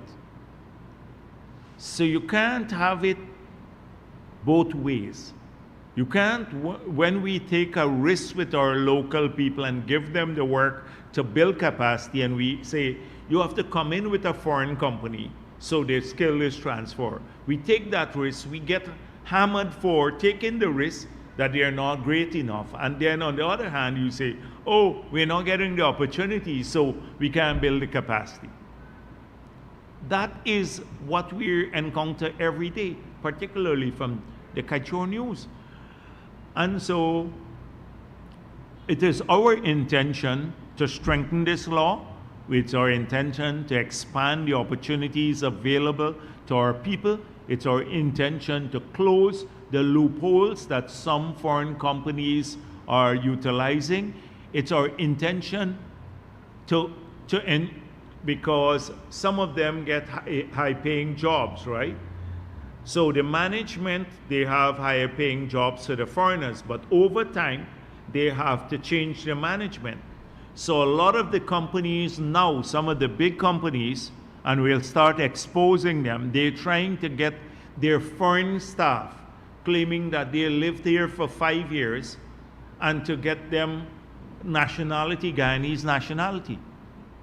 So these are the foreign staff now. They were trying to, so they don't have to Guyanize. They use the same people, but just get a Guyanese nationality for them. We're watching that carefully. So I hope if some of them are applying for it, I've seen some of the big companies applying for that, they're not going to get, let me say here now, they're not going to succeed. They're not succeeding. We're watching them carefully. They have to give our people more opportunities and better paying jobs too. Some of these companies will do everything. That's what they were doing before the law. Just imagine if we didn't have the law, where we would have been today. You want to bet me that maybe 50 million of the 700 million would have come to Guyanese if we didn't pass that. That's one of the big successes of the PPP government, passing that law, and we're getting more non-fiscal benefits now from the oil and gas companies here, because they're spending, that's the 700 million spent now becomes income for Guyanese companies. This is the non-fiscal benefits that we're getting. If we didn't pass that, we'd be worse off today. That is why I spoke about two things that we have quietly, without the big fanfare, tried to eke out more benefits from the 2016 agreement, the flawed 2016 agreement. We didn't shout at the top of our voices, we just steadily pursued two projects, that and the gas to energy project, and we said the 50 million cubic feet of gas, just cost that and see how much more per year we are getting in if we had to pay for that gas. It runs into maybe $100 million that we would have had to pay for it. That is a free benefit to our people now. So we have managed to eke this out more from the flawed agreements. Yes. Naomi Paris for the Guyana Chronicle. Could you provide an update for the proposals for the international runway in Lethem? Oh, okay. So right now we're just implementing the several projects we have. So that's completion of the bridges, the 45 bridges, and then the bridge across the Mara River at Wisma, the paving of the road to Mabura Hill, that's it. And then and also the maintenance of the laterite road, the remaining part of the laterite road. We're also looking to see a proposal, a low cost, maybe 2-lane bridge across the Kurupukari River, because then that will complete the whole network. You'll be able to drive from Lethem straight to Georgetown without having to cross or go on a pontoon to cross the river at the Kurupukari, and bring heavy trucks down to, and take our goods too. So if you import containers to ship into northern Brazil, like a lot, they may need a lot of the lime for the agriculture sector. You can truck these right into Brazil without stopping or going on pontoon. So that's where we are on that matter. We're going to have more discussions with the Brazilian government on the remaining part, the pay of the remaining part. We discussed this with President Lula but we intend to follow this up. But we've been a little busy we want to complete those projects first. And those themselves would make a big difference to the people who live in that region and also to people using the road. Also, could you say if the manpower survey to examine the skills needed for when the new hospitals come on stream was completed, and what were the outcomes? Yes, I told Frank Anthony to meet with the gentleman. I don't have this survey here, but he has the details of it. As we said before, we will need about 3,000 persons to work in the 6 hospitals that will come on stream by the first quarter to the second quarter of next year. It'll be fully functional. We need about 3,000 persons, about 500 per hospital. That includes cleaners, porters, drivers, a whole range of people. And then when the remaining hospitals are completed, the other 6 hospitals, some would be large, like the maternal and the children hospital here in Georgetown and the one in New Amsterdam. Those are huge ones, but those would require more people. But then there'll be smaller ones, like the ones in the Hinterland may just need 100 persons because they're mainly diagnostic centers, major state-of-the-art diagnostic centers and hospitals, but smaller population. So when you add those two, plus the refurbishment of Linden and new hospital at best now we are looking at, but the refurbishment of places like Linden and Bartica, etc., and the existing hospitals around the country, you're talking about another 3,005. So that will be a lot. As soon as I told you before, as soon as we move out that children and maternity unit from the Georgetown Hospital, we will then focus on upgrading the Georgetown Hospital itself, but modern, with little parks there because we'd have more space. We have already a concept with parks and in places, recreational areas within the hospital and whole range, the area where it is now. So you'd have a modern looking park with a hospital complex with park and stuff. So that will be for the next storm. That's not now because we still need to move the maternal and children unit out first. So the manpower survey is not limited to that. Simultaneously, we're looking at, I told you already, the training for people in the hospitality sector. So we need 4,000 people.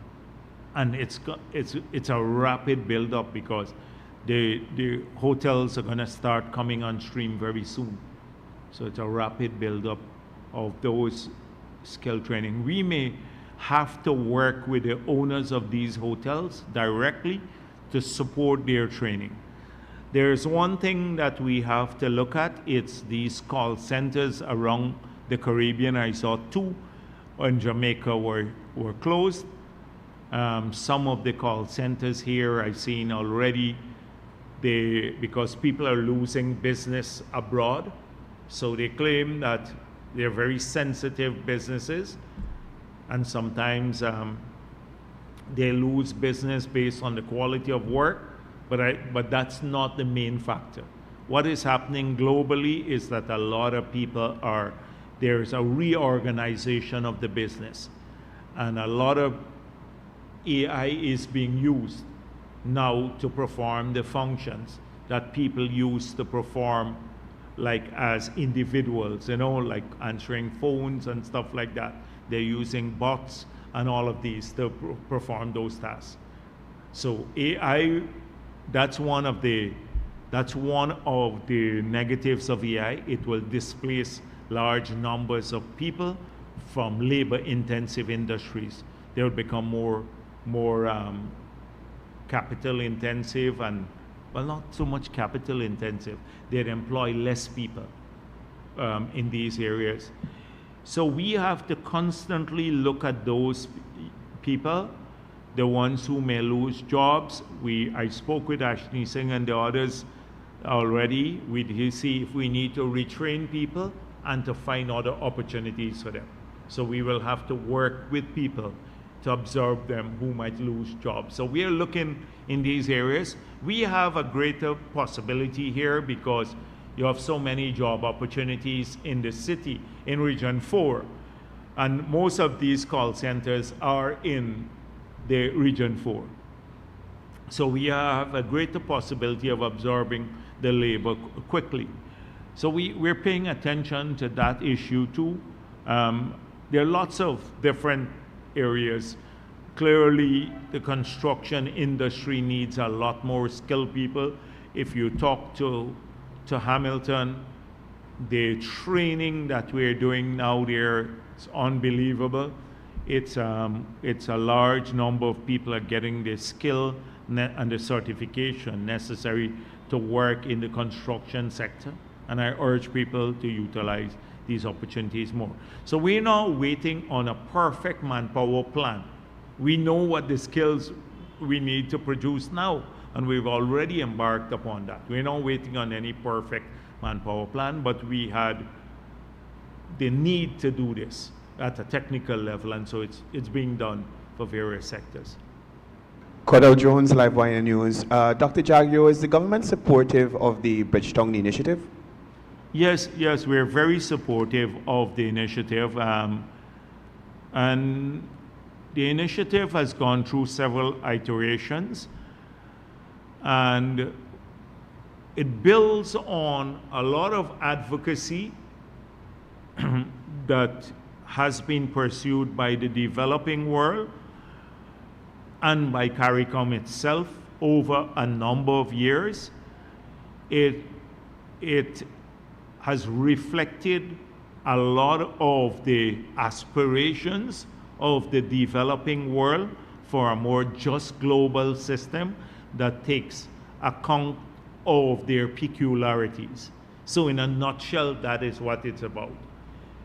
And it focuses on two areas mainly.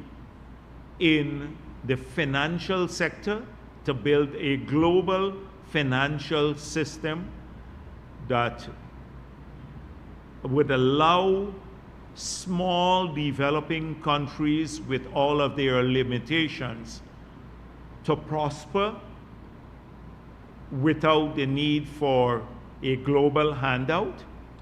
And secondly, it is focused on building in maintaining the principle that was first established in the climate negotiations, both in Rio and when the Kyoto Protocol was signed, the common but differentiated responsibility, justice for it.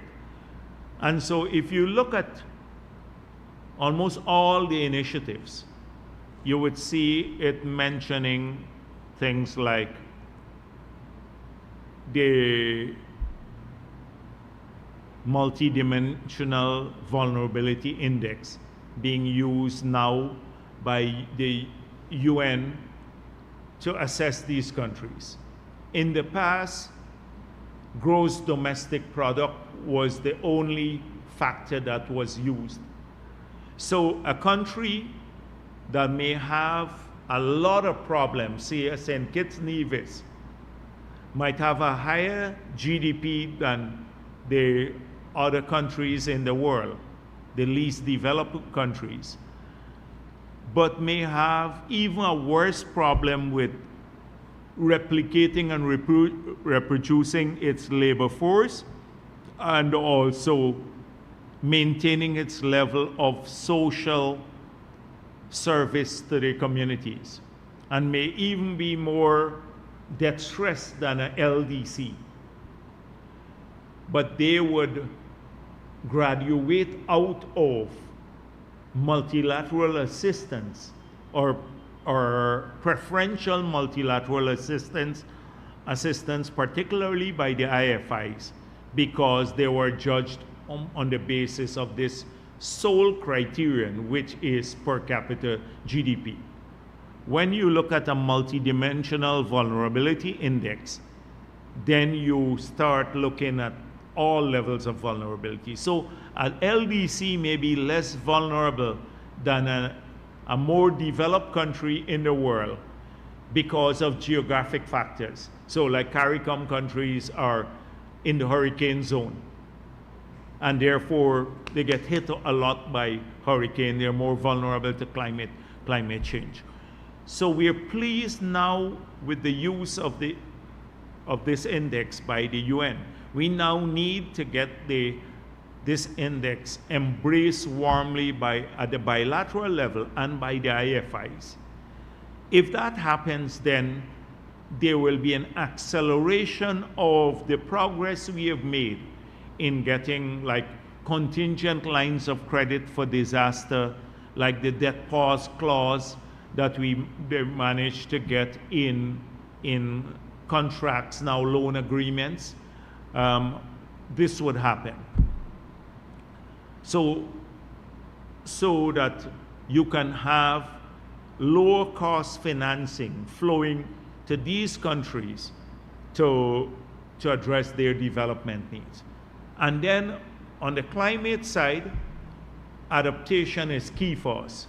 So the Bridgetown Initiative focuses a lot on adaptation, loss and damage. You know, that was, since that concept came up in Poland, when we had the COP in Poland.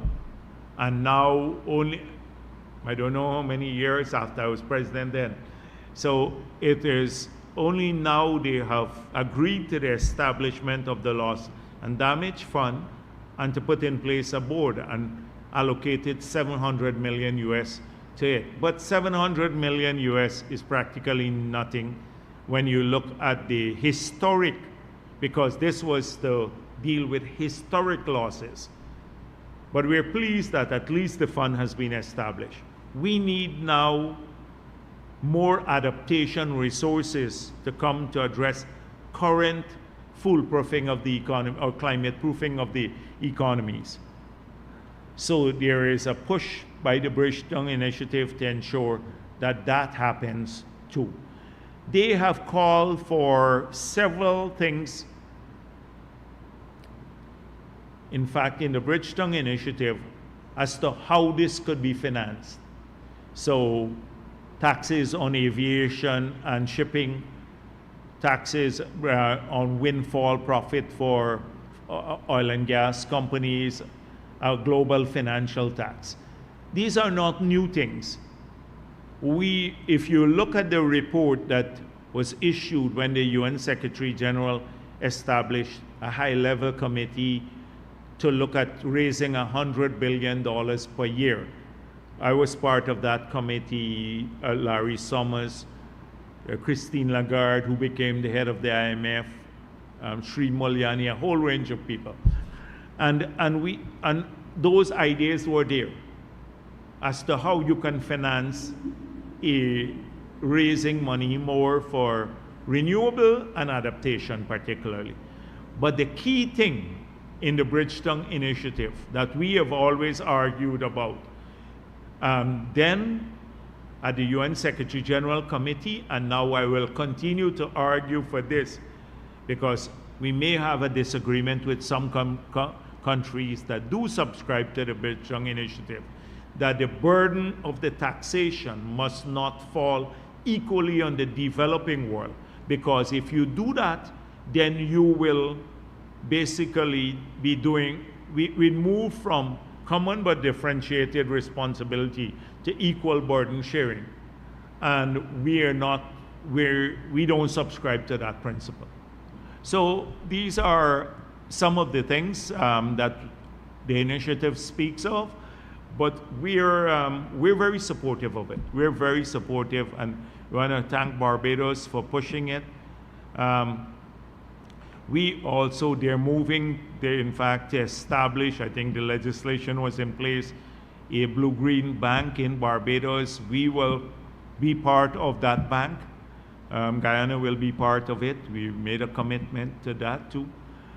So it's a good initiative worthy of support, and it brings together all that we have argued for over a number of years, and we have not been successful globally because you have a global financial and climate change process that is captured by and reflective of the interests of the developed world. Not just, I just said, financial and climate, but even trading system. The WTO suffered the same feature to or consequence. Our age-old problem from the part of the developing world is to push back and to try to shape these systems in a manner that allows transformation, growth, development, but at the same time would be reflective of our concerns as developing countries. AFC leader Nigel Hughes stated that if the PPPC loses the upcoming general and regional elections, his party would push for independent forensic audits to investigate suspected corruption and prosecute those responsible. How do you view these comments in light of the revelations from the Public Accounts Committee about the spending during the APNU's AFC's tenure? Yeah, if we had to do this, then almost entire group of people would have been prosecuted. So you have the drug bond. The drug bond,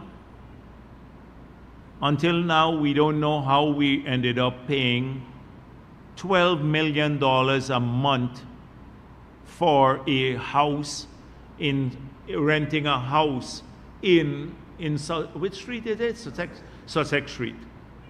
We're spending $12 million a month, excluding VAT, for renting a house and calling it a drug bond. No public tender. Shouldn't we lock up some people too for that? We just moved on. We had a $1.6 billion spent on the Durban Park Stadium. 600 million missing there. So far, can't be accounted for. Who should we lock up? Patterson was in part of this project, and people from the Office of the President. They were part of that project. This is leaving out the money that they collected from private individuals. People said they gave them $15 million, $30 million to assist with that project. If you talk to the businessmen, they said, we were called in and said, we want to help. They wanted our help to build this stadium there. They never gave account for how much money they collected and from whom and who was collecting the money. And so first they said, oh, this is a private project, no public funds. It moved from that private project to the state financing it all. Money missing. You don't think we should have locked up some people there too? Jordan, there are several land transfers. Look at the land in London. So the MPs, several MPs and their families got land, Jordan neighbors got land. After the elections, Pato was charged for one thing, but Pato could have been charged for the jewelry and all of that he took. You can't take government money and buy yourself all of the fancy jewelry to walk around the town. And I just spoke about $10,000 in his account, and I don't know if he's paid it back as yet. You want me to go on? What about Video Mega? She should be in charge too. We just moved on. We focus on health. The 12 hospitals, how are we going to get them going? They had nothing. We didn't manage to get them going. The highways that they had no plan for, we started implementing. The power plant, we moved on to the power plant. We started making changes. We training people.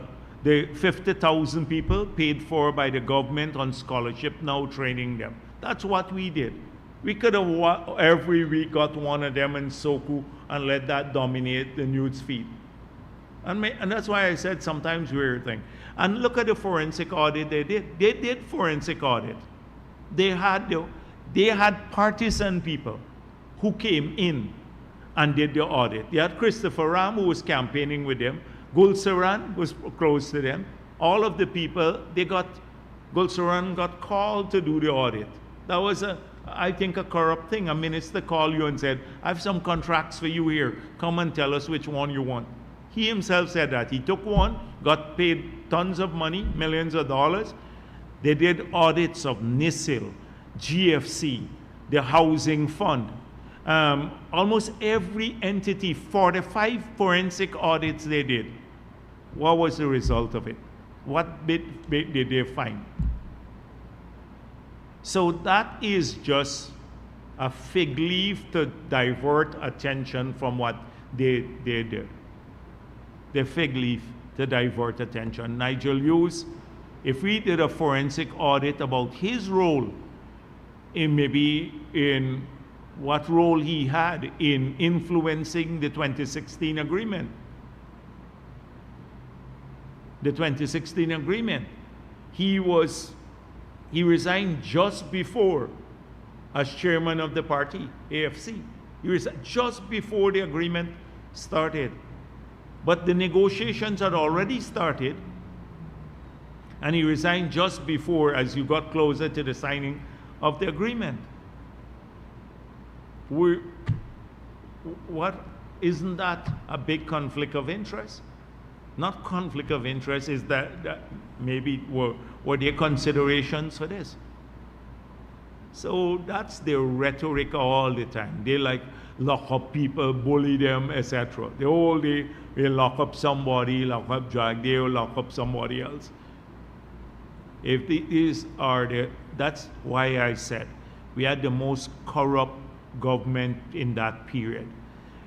If you talk about systemic corruption, I just said earlier, Starbuck News will never editorialize on the missing 5 years of contracts on the APNU. Ask them to go and find a website where the contract is. Ask them to find a publication that audited every privatization transaction. I can give one to you tomorrow, then from the period 1992 to 2012. Every privatization transaction was audited and tabled in Parliament. Every public account, we produce public account record for every year from 1992 to the year we've been to this year. Before that, there was a gap of 10 years. Nothing, no public accounts. And so why don't they? And then, of course, 3 missing years of submission of Integrity Commission reports. How come he doesn't want a forensic audit of this? What happened in the first 3 years? Why didn't they want this? What was the base year? What did they accumulate in the base years? He should do a forensic audit of that. And I asked already that somebody should ask the question about in what circumstance, since Cathy, you said that there could be circumstances in which a minister could approve her own company contracts or her own company and payments for her own company. Let's hear that. Finally, Dr. Jagdeo, at a town hall meeting in Canada, executive member of the PNC, Marvin Williams, would have made a claim that the government would have closed the Charles Rosa Nursing School. Which? The Charles Rosa Nursing School in Region 10. And the government is currently building one in Region 2, which those students would have to go to. Could you share your thoughts? I don't think that's true. I think we are expanding the recruitment there. I spoke with Frank Anthony about it. Yeah, indeed, it's not true, but I'm asking your thoughts on this kind of false narrative being spread in the diaspora. But this is it. It's either racism. Look at even the development in Linden. The call center that I built there when I was president, we built here. lens that we put in place and all of these things, through the LEAF program, that is Linden Economic Advancement Program, they just distorted the whole thing, made it look like APNU did it.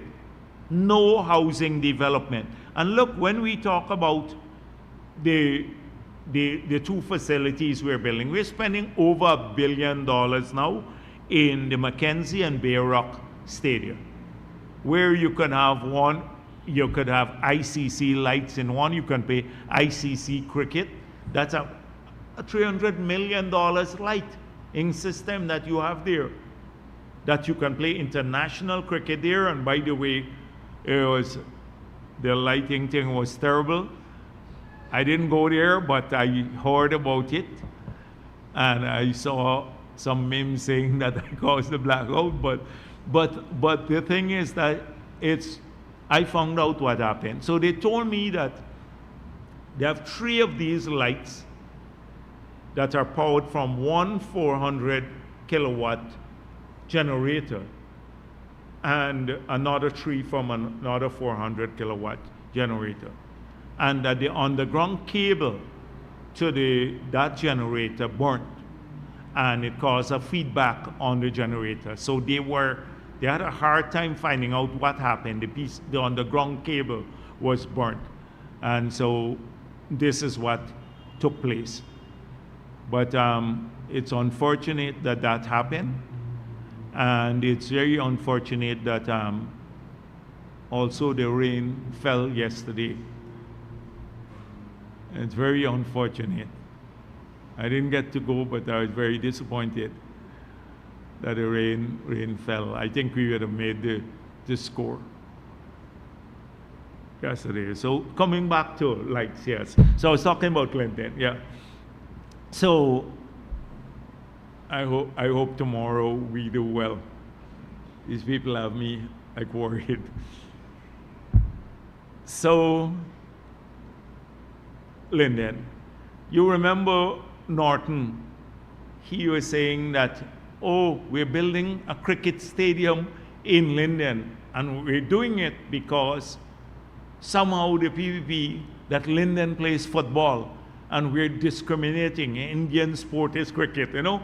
The dog whistle, we're building a cricket stadium. Well, ICC lights in the Mackenzie ground, you play cricket, and you can play football there too. You know, only cricket you can play football because those are brighter lights. And then the FIFA lights would be at the track, where we have an internationally certified track and a FIFA ground there too. So you can play football in both grounds, you can play cricket there. Everybody plays cricket. It's a national thing. People of every race, Norton, I don't know which era he is from. He thinks that maybe people in Linden don't want to play cricket. They don't like cricket. But it's this innate thing that it comes out spontaneously. Oh, they're going to put cricket lights there, but we play football. It's almost a reflexive racist thing. And the same thing on the railway embankment. Oh, the Indian villages, they're going to maybe do 2 lanes, and the Afro-Guyanese villages, they do 4. So they're not taking the vendors off the railway embankment in Indo-Guyanese dominated villages. Reflexive racism. And this guy, Marvin Williams, is no better. A failure.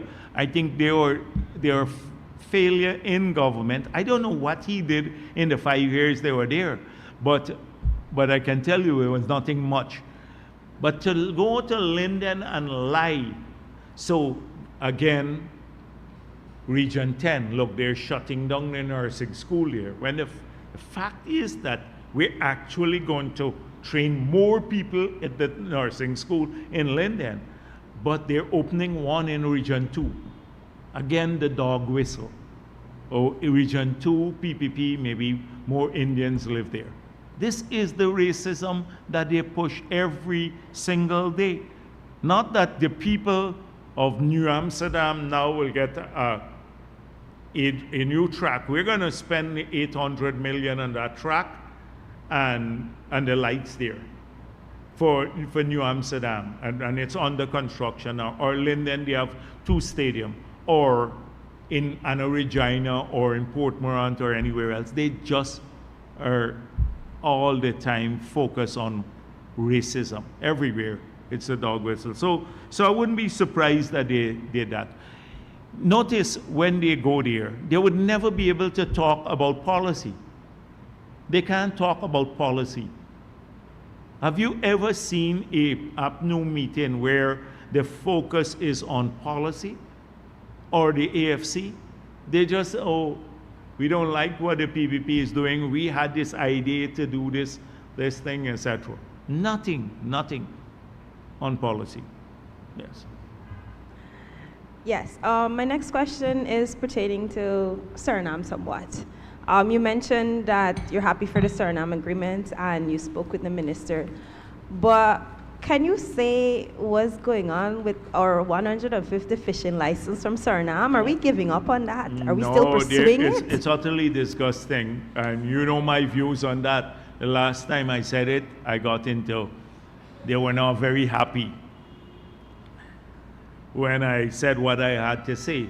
I've not changed my opinion that that system is very opaque. Let me moderate what I said the last time. It's a very opaque system. And the Surinamese government has not been courageous enough to address it in a manner that would be consistent with good neighborliness. That's all I'd say this time. Okay, thank you.